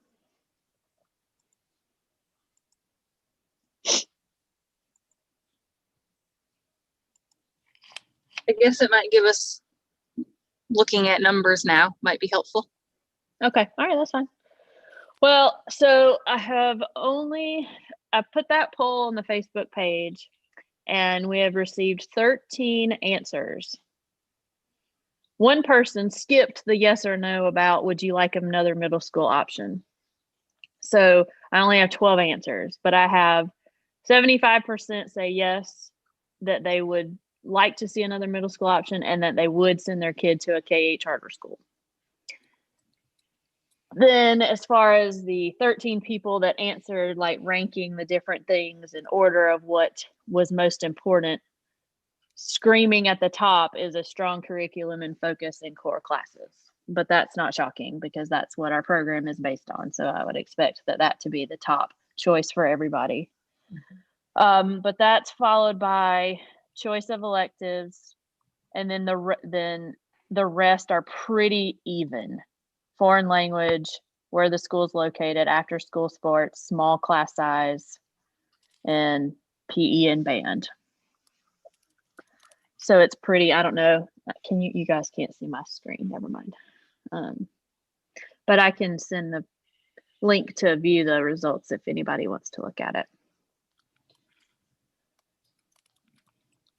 And then I can boost the post and hopefully get some more responses before next time. And if anybody else sees it on the Facebook page and wants to share it on their personal page, go for it. Could we share it? Did you share it anywhere or just on our own Facebook page? I just put it on the community Facebook page.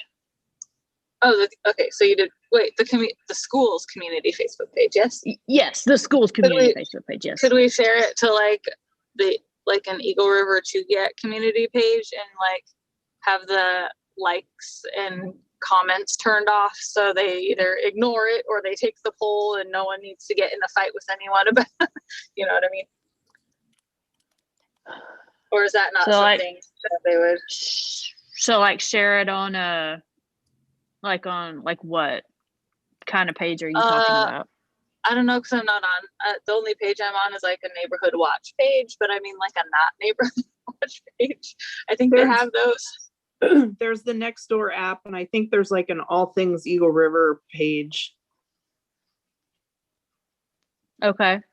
I think there's like a Chugiak Eagle River or like an Eagle River coffee talk page too, because people were mad on the neighborhood watch page that people posted not crime, or the crime watch, they posted not crime related things. So I think there's some pages, I'm not part of them, but I think they exist.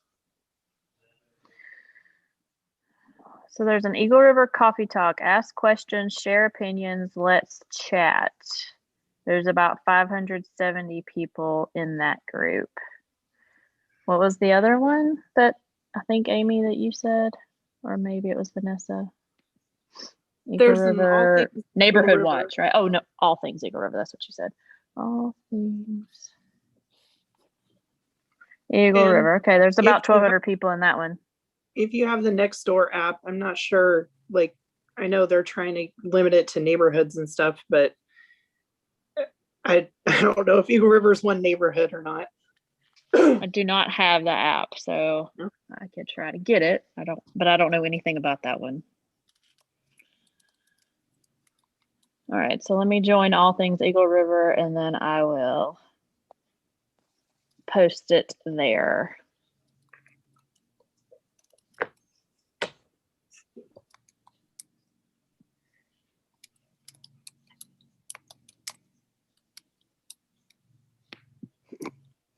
Ironically, All Things Eagle River, one of my husband's friend is the admin for that page.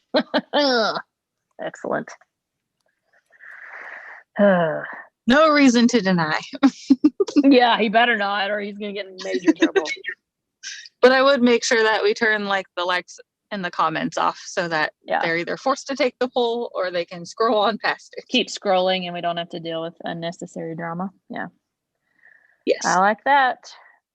All right. So I'll wait for that. And then I will post it there.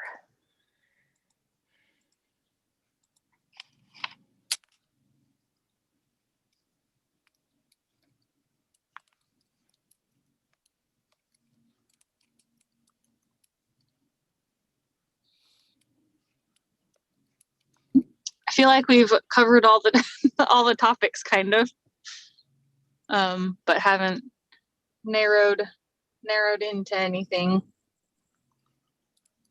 don't know what we want to focus on.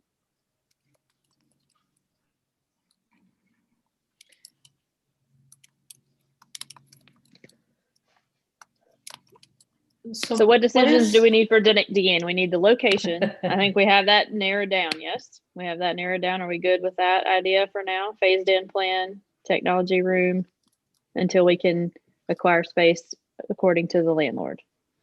What was the other one?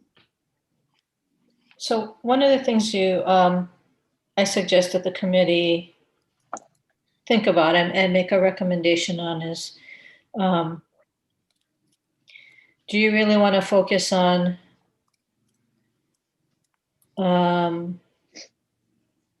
creating a program with some sort of consistency, meaning like a foreign language and a music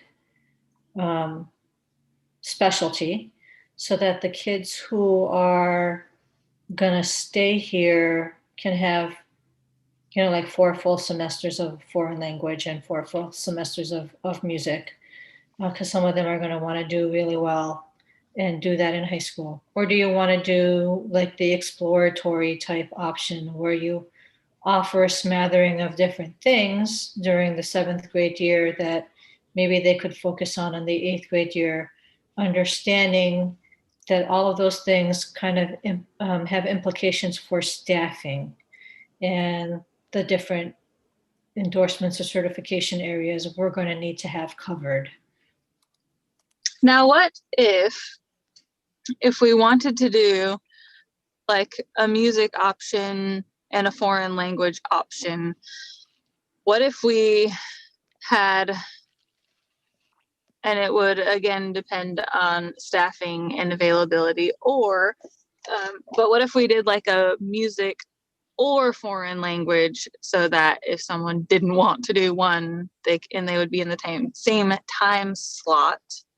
And could we look at, if we couldn't find a teacher to do a foreign language, could we look at, I do not remember the name of the thing, but like an online option for that, for a foreign language?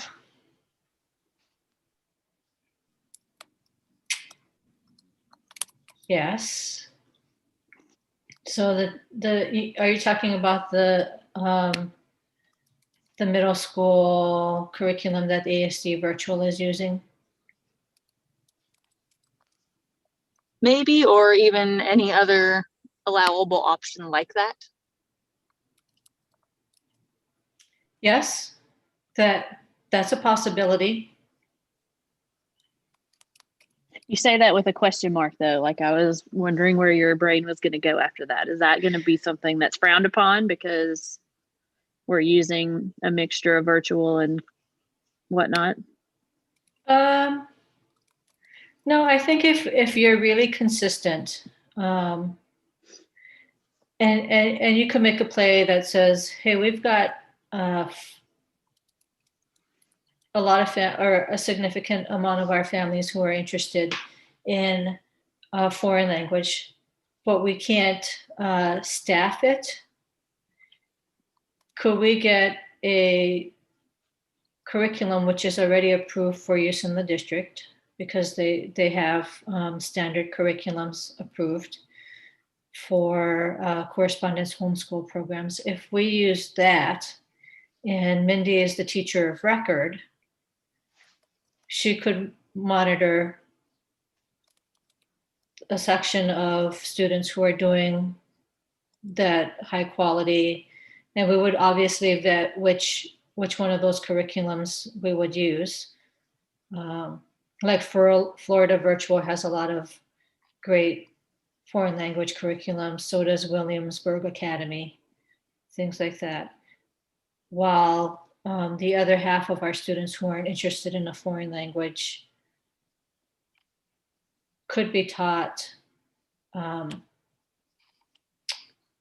home ec or financial planning, one of those types of electives.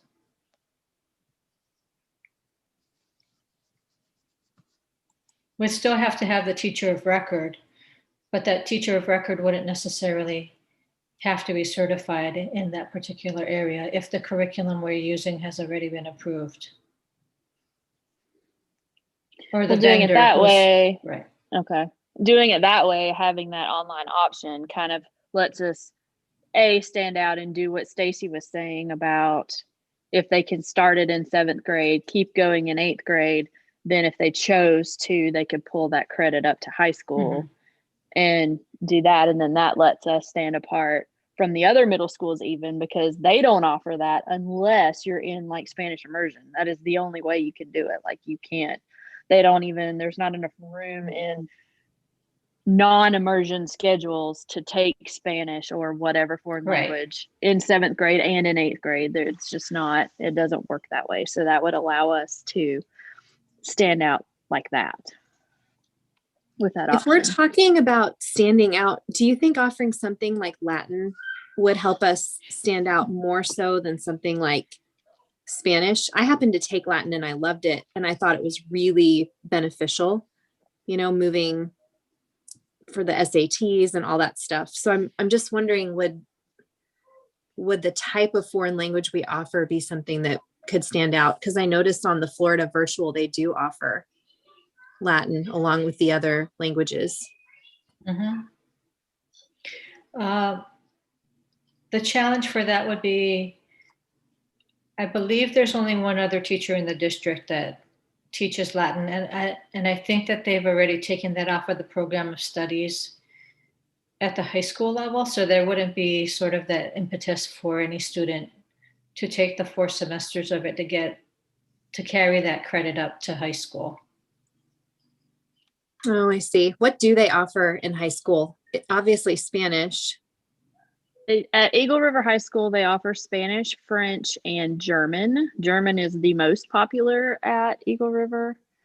I believe Chugiak offers the same.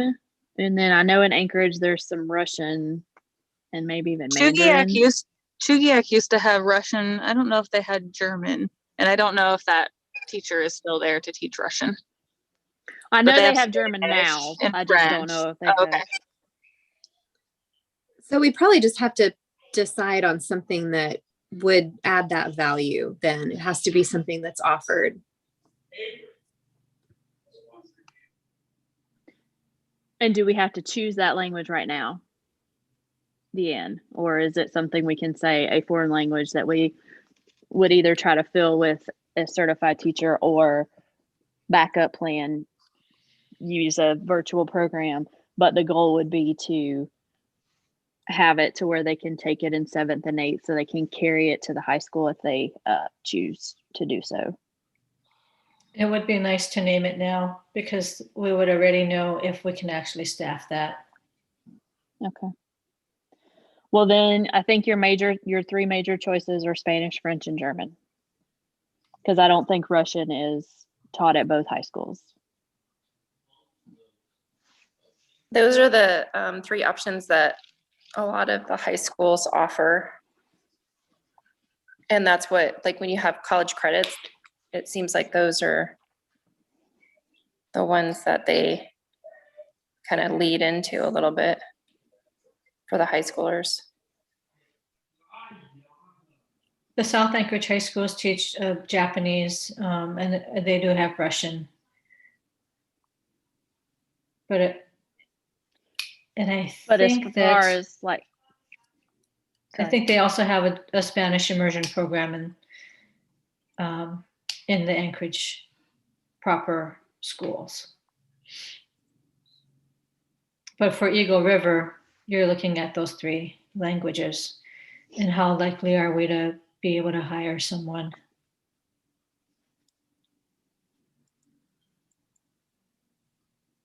And it could be that our language arts social studies specialists that we hire, and thinking ahead to hiring your 7th grade teacher, you also want to be able to kind of figure out, can we get somebody to complement that person's skill set? But you could look specifically for a language arts teacher who's certified in French or Spanish or German.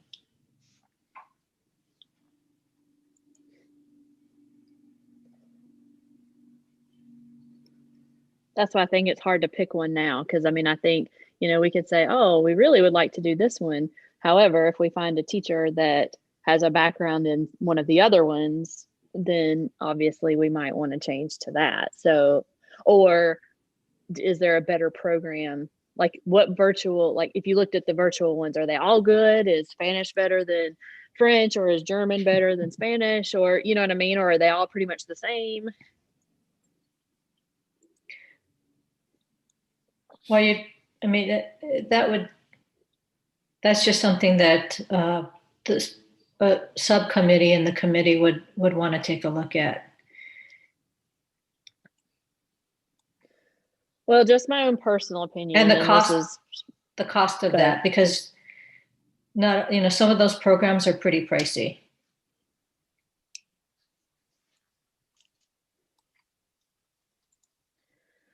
well, I guess I'll go to my personal opinion anyway, and then we can go from there, I guess. But Spanish is probably going to be the easiest to find because that's the one that most people have taken. However, because the most people have taken it, it's not the most like standout-ish. My son's in German. He loves Frau at the high school. She's probably like the most popular teacher there, and that German class is the hardest to get into. Not hardest to get into. It has the most students in it of any foreign language in the high school because they all want to take classes with Frau. So thinking, oh, German's pretty cool. That would be kind of a cool thing to say, hey, we're the only middle school here that teaches German or offers German. But it's probably one of the harder ones to find, say, a teacher for. So there's my 2 cents. I would kind of my son Oh, sorry. also loves German.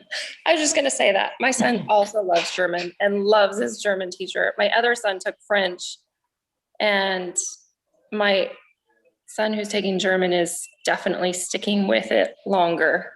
I don't know what it is about German, but the kids seem to love that language. I think studying us apart and being unique in Eagle River, like we already have a Spanish immersion program. And so if that's something that we want to draw kids in, more than likely they're going to go to Chudiak because they can get a little bit more, and they're not going to pull in somebody in 7th grade just because we offer Spanish. Personal opinions, if we're throwing them out there, I would prefer Japanese, but that's just because we looked on Southside for our kids to speak Japanese because our kids do speak it a little bit, and we wanted to keep it up. And South Anchorage High School is like the only one that does Japanese, I think, in the entire district. So, I mean, that kind of, unfortunately, like we were looking at houses based upon that, and we just lucked out and our kids didn't get Japanese, and I couldn't find a Japanese speaking nanny.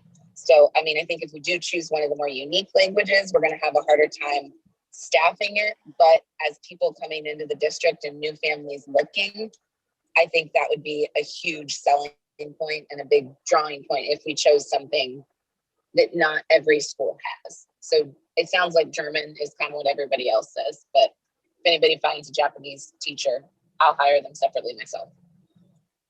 Well, and I would love Japanese or even like Russian, but just for that whole point of if they do it in 7th and 8th grade, then they could take that credit to the high school, knowing that neither Eagle River or Chugiak does Japanese or Russian, then it makes it less appealing because now they can't take that credit anywhere unless they go to that one South Anchorage High School, which most people are not going to come to our school and then go all the way to South Anchorage for high school.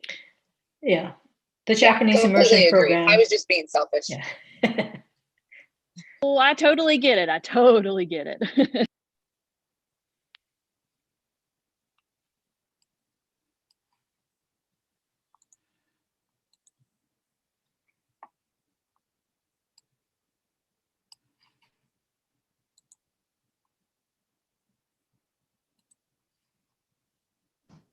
But also useful in life might be more Spanish or French because you're going to happen upon it more than German.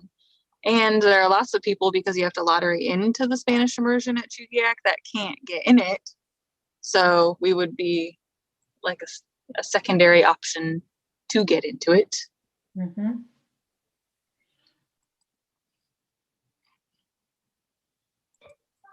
Plus, I know like Spanish and French are both on the Romance language base. So when you start Spanish, like I went to Italy and was able to understand a lot of it because of my Spanish.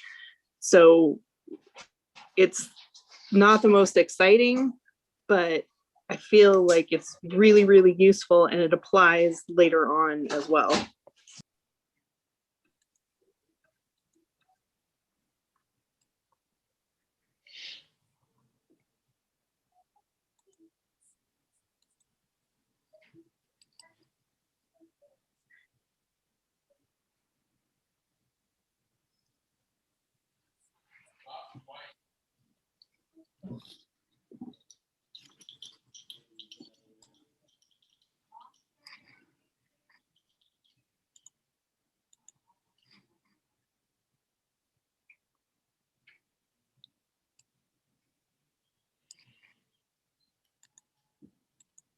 Emma Grace just said she wanted to take French. Not that that matters necessarily, but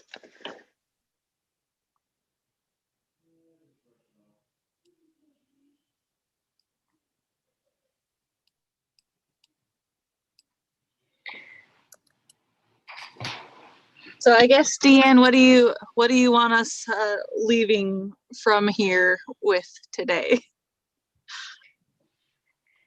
On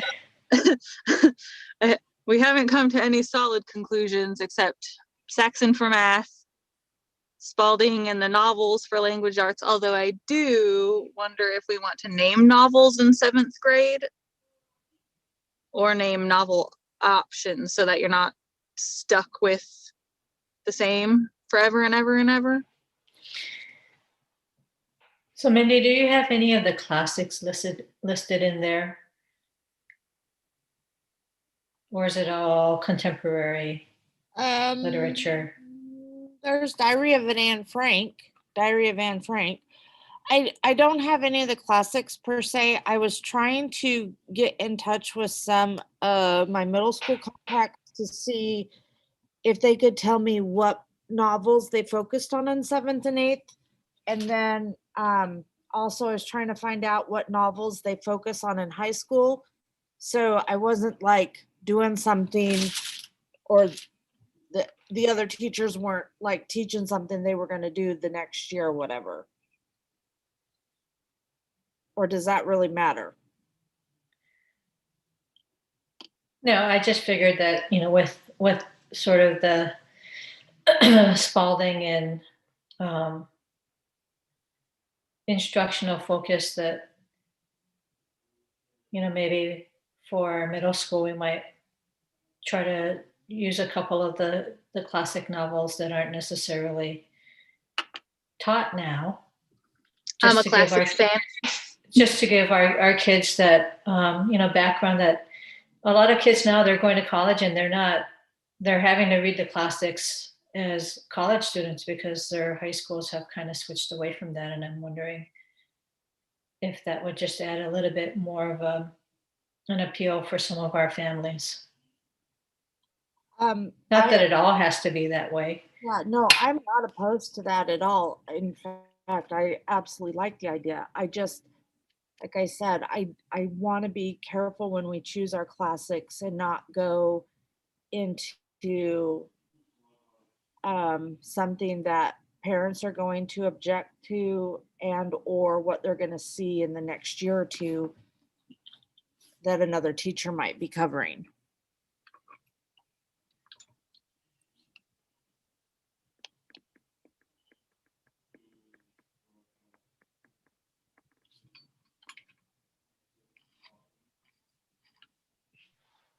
Do we know like how our program, I don't know anymore how middle school feeds into anything. So when I went to Birchwood for 7th and 8th, like probably half of us went into honors English and what is the other thing that goes with that? History, English and history. Is that how they do it?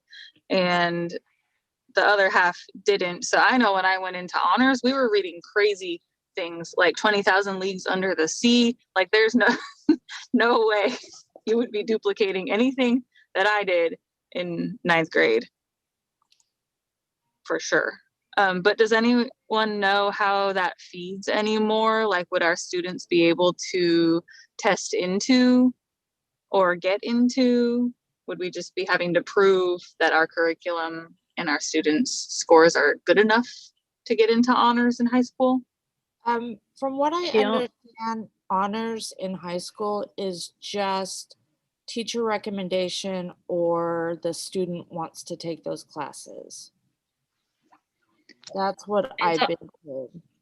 It also stems from them being tested at the elementary level, or I guess at any level, into the Ignite program.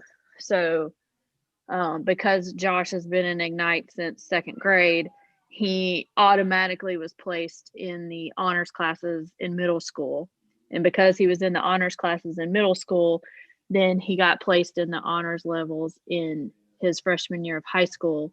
But even then, he still had to prove himself, because the way they do English at the high school is they put everybody in one class together for like 6 weeks, and the teachers give them different assignments, and then they place them out after that where they go as far as English is concerned. And then that's not the way anymore, because they've done away with Ignite at the middle school level.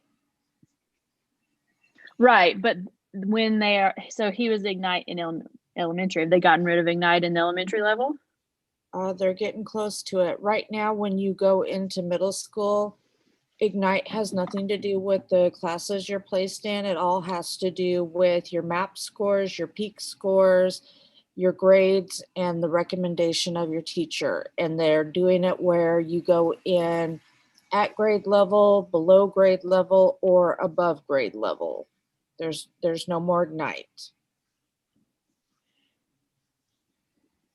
Okay. And that's fresh and new. I mean, he's only a sophomore. That's been the last 2 years. Well, I think the more rigorous we can make that, the higher the chance our students have of getting into honors or AP courses in high school. I agree. I see us kind of as like an in between for the kids. Like my daughter, she's smart, but she's also lazy. So if she's pushed, at her grade level, then she'll do well. And if our expectations are above grade level, then she'll do that if that's what is expected. But she would never test into, I don't think she would test into like the honors track of a middle school. So I see us being a good backfall for not needing to test into that, but still being able to provide it, if that makes sense.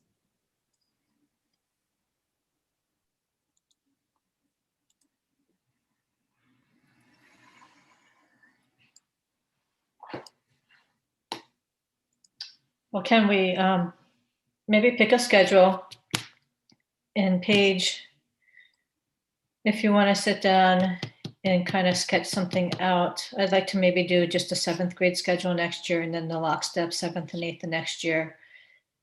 To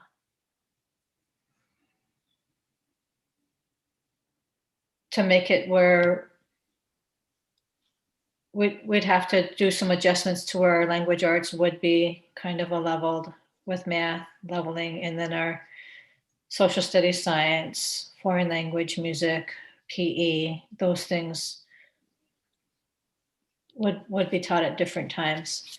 And so that, that I know that people wanted to keep 6th grade with the elementary school, but moving 6th grade up into the middle school does provide a little bit more flexibility with having an extra teacher there to be able to offer different things. Well, and if you look at also at the way the standards or the benchmarks are all done, it's always 3 through 5 and then 6 through 8. So 6th grade, 7th grade, and 8th grade, it's like you're teaching the same standards, but the support you give each grade level decreases as you go up.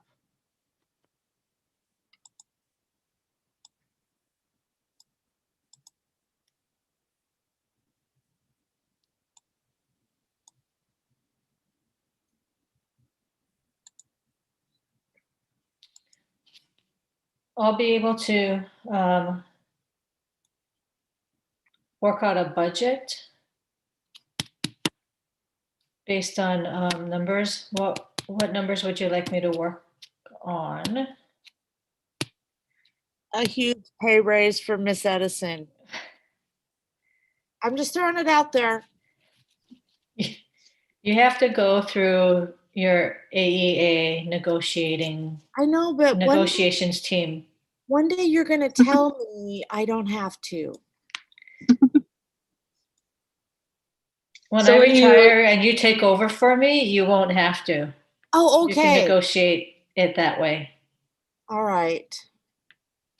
But just so you know, that moves me into a higher category, right? A middle school principal instead of just an elementary school principal. Oh. So there's more work in it. Aren't you already? Like, isn't that the group you fall in or the range you fall in? No, I'm still in the elementary range, not in the middle school range. So in this plan, do we need to consider that when we submit it to the board? Like, is that required too? I mean, was this a subtle way of telling us, hey, don't forget that I have to be included? Well, I just want to make sure if they ask the question, we have a plan. Nobody's even asked you if you want to extend your role to middle school. Well, no one's asked me if I still want to have a job. I'd really like to still have a job. I've done K through 12. At Family, I was considered a high school principal because I had 600 K through 12 students. So this is a cakewalk until we start looking at adding high school. Oh. Just Well, kidding. thank you for volunteering your time to the rest of the middle school. So So I guess budget for a teacher, a budget for a part-time TA, possibly a special foreign language teacher and or foreign language virtual curriculum. So you want to do a part-time? Part-time TA? Mm-hmm. The 5.5 hours like our other TAs, or do you want it to be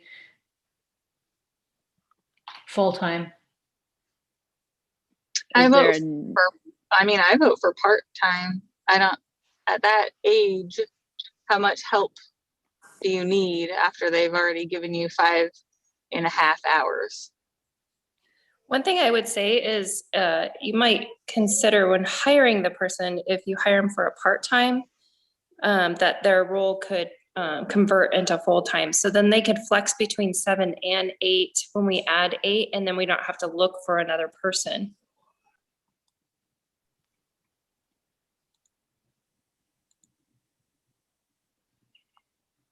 That makes sense too.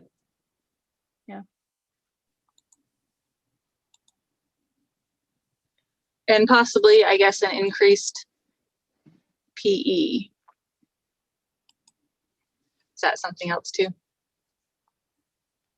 Yes. Also, do we need music or do we have that already?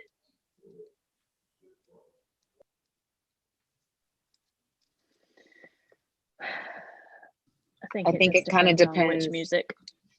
Yeah, Sorry. which ones you offer. No, that's exactly what I was going to say. It really depends on what we offer. If we want to do band and orchestra, which it kind of sounds like people would we would be most competitive with the middle schools if we did offer band and orchestra, then yeah, we would be looking at a staffing person there too.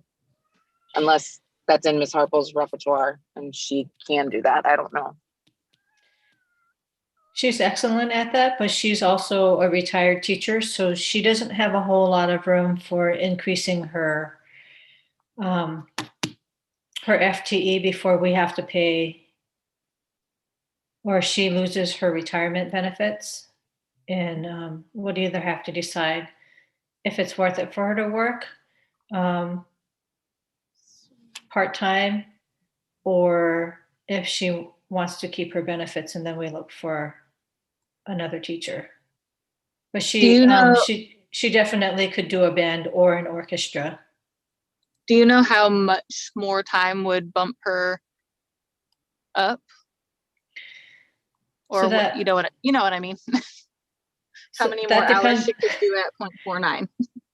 That depends on the amount of time. So if it was just, I believe if it was just a 7th grade class, we would be okay. But if it's a 7th and 8th grade class, you're looking at her doing probably, she's going Like to two time slots. Yeah. So 'Cause she's one already- time slot she could probably do. 2 time slots probably not. Yeah. Okay. Could she be an like that one person you called it, like an overseer, and then have a TA teach that? If you're hiring a TA in? No, the teacher, so if she's a teacher of record for that class, she'd get paid for as a teacher of record, not an addenda. Or, the other thing is you could actually, if she was interested, you could have your music program after school as an addenda. And that would not, I don't believe that would put her over her retirement.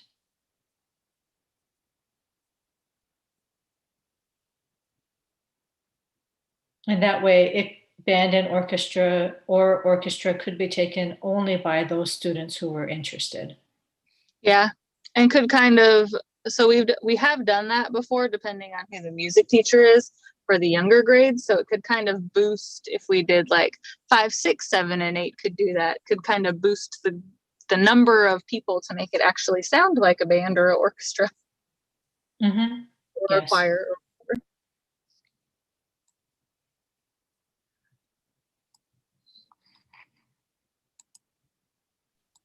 So when you want me to redo this, she would need to, sorry, I was just thinking, would she want to do it after school? And that's something that she and I have been talking about. This being a really odd year, we had talked about adding choir on this year as an after school option. Unfortunately, COVID kind of just blew all of that out of the water. But she, starting last year, she had promised me 5 years to be able to kind of build a program and find somebody to replace her when she was finally ready to just be fully retired. So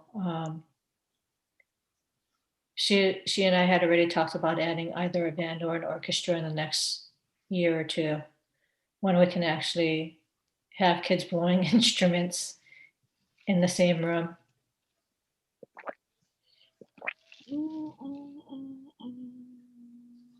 It's good news.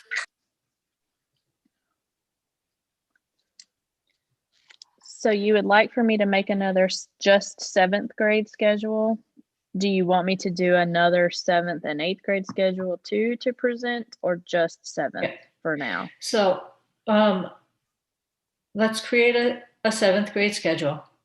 Okay. And I'd like to sit down and be able to talk to Anna to see if she would be able to teach those additional PE classes and what that would look like, because she is not retired, so her limit to go up before we would pay benefits would be 0.75. And I'm not sure if she's ready to go to 0.75 or full-time, because she still has a daughter in elementary school. But, as she gets older, that might be something she'd consider. So maybe not full-time next year, but the year after that, which would make sense, right? Because we're adding those classes. So we can explore that before we look at whether or not we'd actually have to hire another PE teacher for the middle school program, or look for a seventh grade teacher who would be willing to teach PE. The nice thing about PE, of all of the teaching certification areas, surprisingly, PE was left out of NCLB as having to be highly qualified. Because NCLB came out of Texas, and what's really important in Texas? Football. And how many of those football coaches are PE teachers? Every one of them. Yeah, but no, I said 0, but I know what I was thinking, and I'm not going to say it out loud, so never mind. And I'm sorry, I do have a secondary social studies. That's my area of certification. So not all social studies teachers are football coaches. You're not coaching football? No, I did volleyball and swimming though.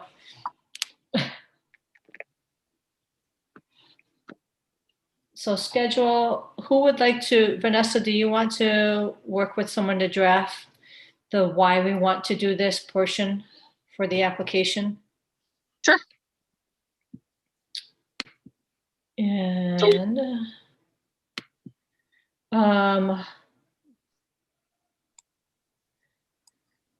Mindy, you can do the statement on how the current curriculum will blend into the 7th and 8th grade. Okay. It would be great if we could provide those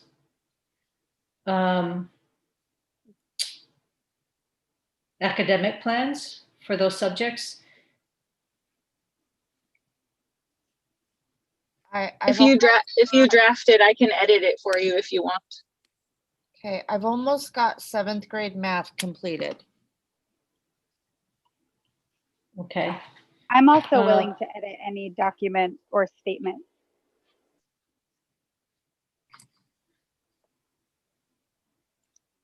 I'd like to be able to get those to the APB by the APB's meeting, first meeting, and then also once that gets through to them to actually send that to Daryl so that he can add that to the,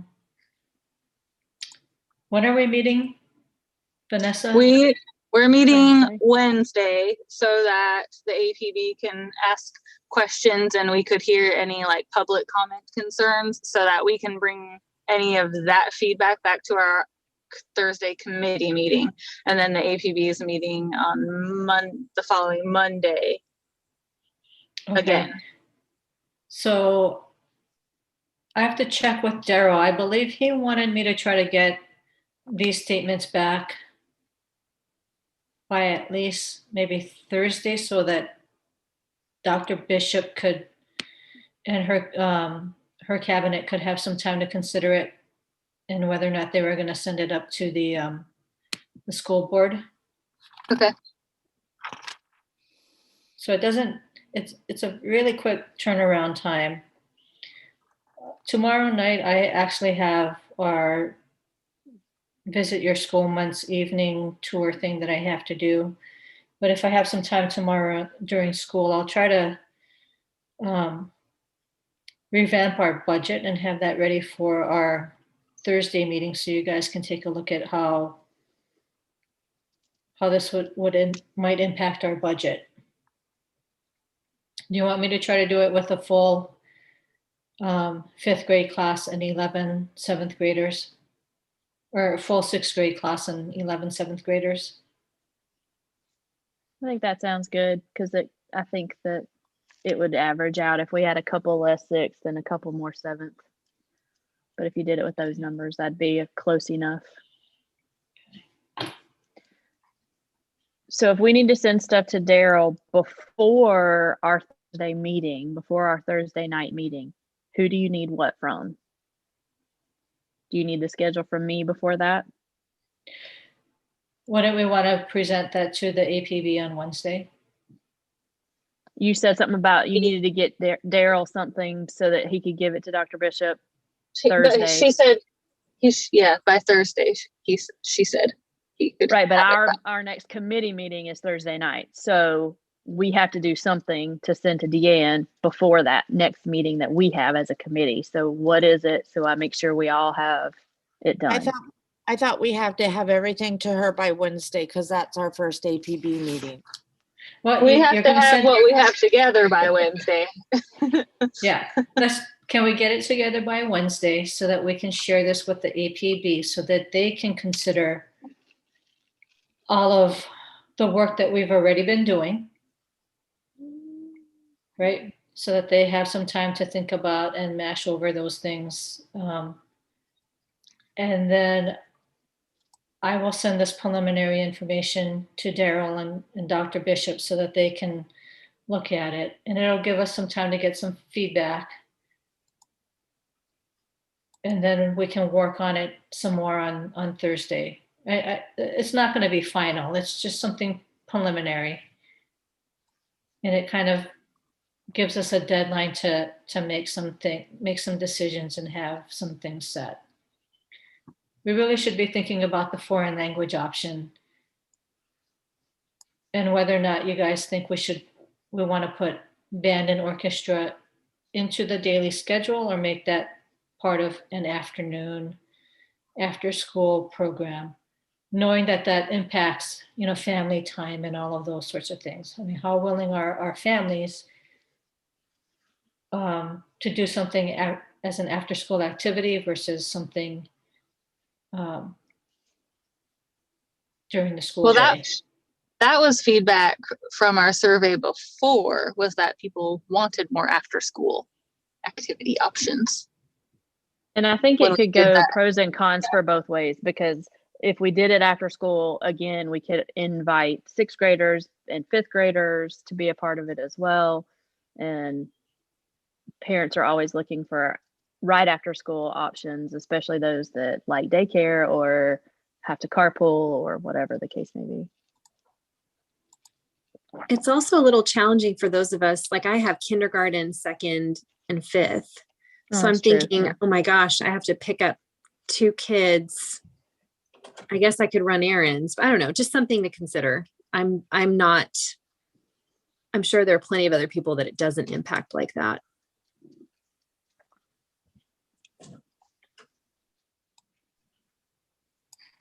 So with the, like, nothing as formal as the academic plans, but do you guys want me to go ahead and type up something so that way it's not falling on Mindy as far as what we want to offer as electives, one being band and orchestra, either in the school day or after school, depending upon what our schedule allows. And then the other one being a foreign language, and just kind of put a blurb there if we would like to be able to offer something that would, in regards to foreign language, that the kids then can carry with them and potentially use as a high school credit.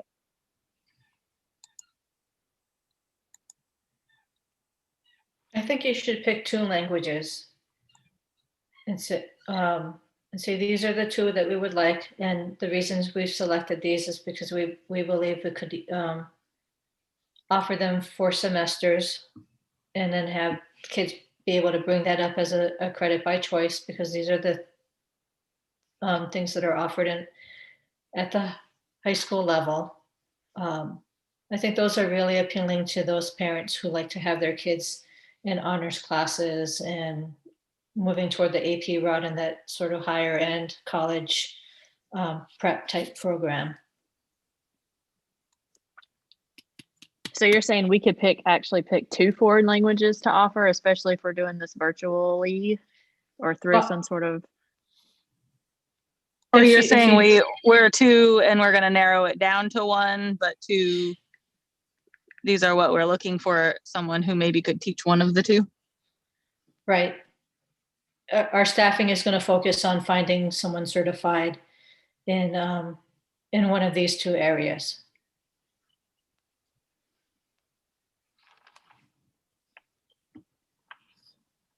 Okay. Or build into the schedule, an option for an elective, and these will be our choices, right? We could offer the foreign language or home ec, or I mean, some of our kids really like art. I don't know. it just would add a variety to our program if we wanted to have part of that in the schedule as a, you know, personal exploratory or personal interest type option. Or do you want it totally structured? We pick it and what you get is what you get.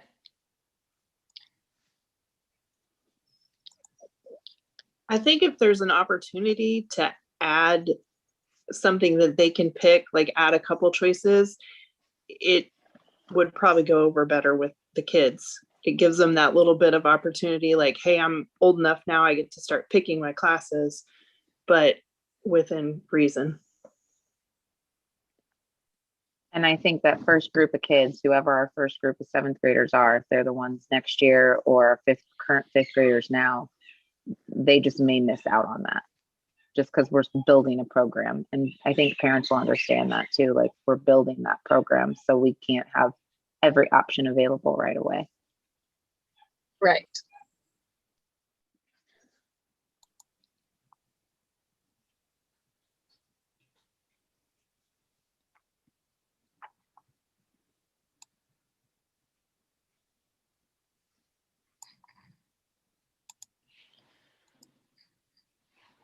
Okay, so Mindy and Anne are working on all the curriculum things. I'm gonna draft the why, and Mindy's gonna draft the how for the curriculum, and Paige is gonna do a schedule, and I can help you with that too if you want. And Deanne, you're gonna do budget numbers. Is that? Do you want to draft Everything. something about the facilities? We do need to say that. Oh yeah, I can do that too. Yeah. For phase 1 with the 7th grade, we'd use the technology room. And then we've got a commitment by our landlord to actually expand for 2022-23, right?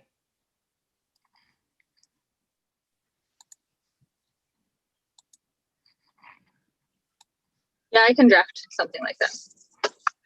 Okay. What do you want me to do with social studies and science? I know what to do with language arts and math. I'm good there, but what do you want me to do with those other ones? Didn't you say that you could use, I thought you said you could use the books for 5th, 6th, and then 7, 8. I can. And Is just that expand you? and just expand like the social studies in the 7th grade when they do geography, just take those lessons and expand and add on the geographical mapping type skills and whatnot. Okay.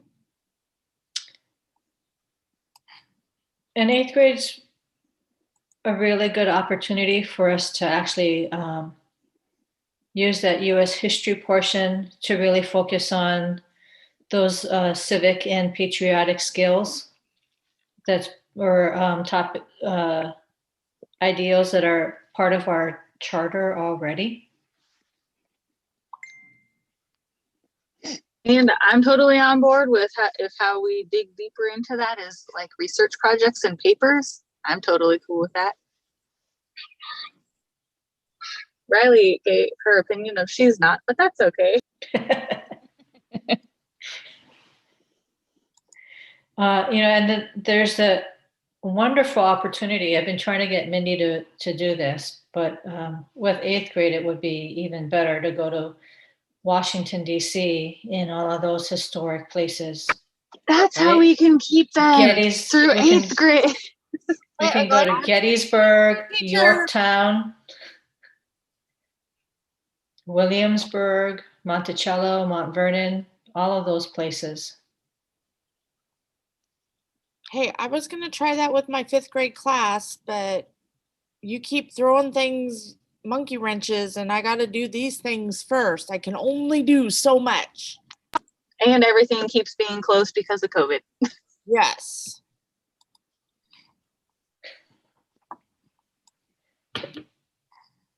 Welcome to my world. I think welcome to all of our worlds.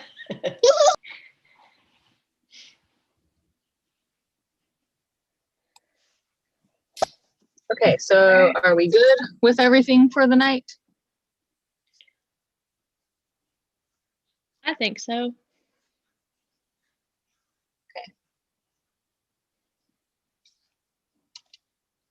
So as we get things finalized, we can throw it in the Google folder so that the other committee members can see what's going on, and then be ready to maybe discuss it even further on Thursday. I think only you, Paige, Mindy, or I can put things in the drive unless we make another folder on the drive to put all the other folders in the drive in. Because I keep having to share things one at a time from in the drive. I guess unless we put everything in one folder on the drive.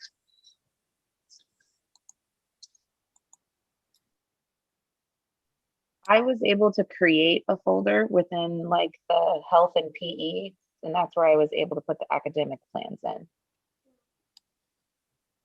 So maybe if we put on the 7-8 expansion drive, just a 7-8 expansion folder and put everything else inside that, then everyone should be able to work inside that folder. Yeah, put all of our finalized stuff inside that folder. Not finalized, working file.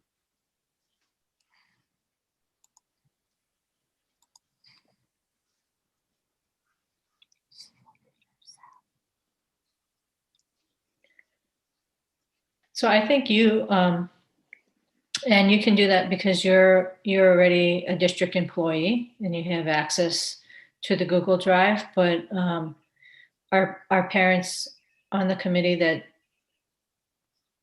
are not officially a district employee or part of the APB don't have access to that. That's why individual files were being shared with people for access instead of just the entire drive. I haven't really had time to talk with IT to see if they're okay with us giving people outside of the district access. But I think if we make one folder on the drive and put everything, all the separate folders in the folder and give everyone access to the folder, then I think they can get everything in that folder without having full access to the whole drive. Okay, let's try it.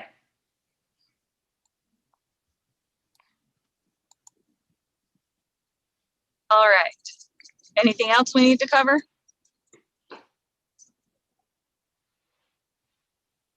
We're good. All right. Sounds Thanks, good. everybody. We'll Very say exciting. adjourned at 8:13.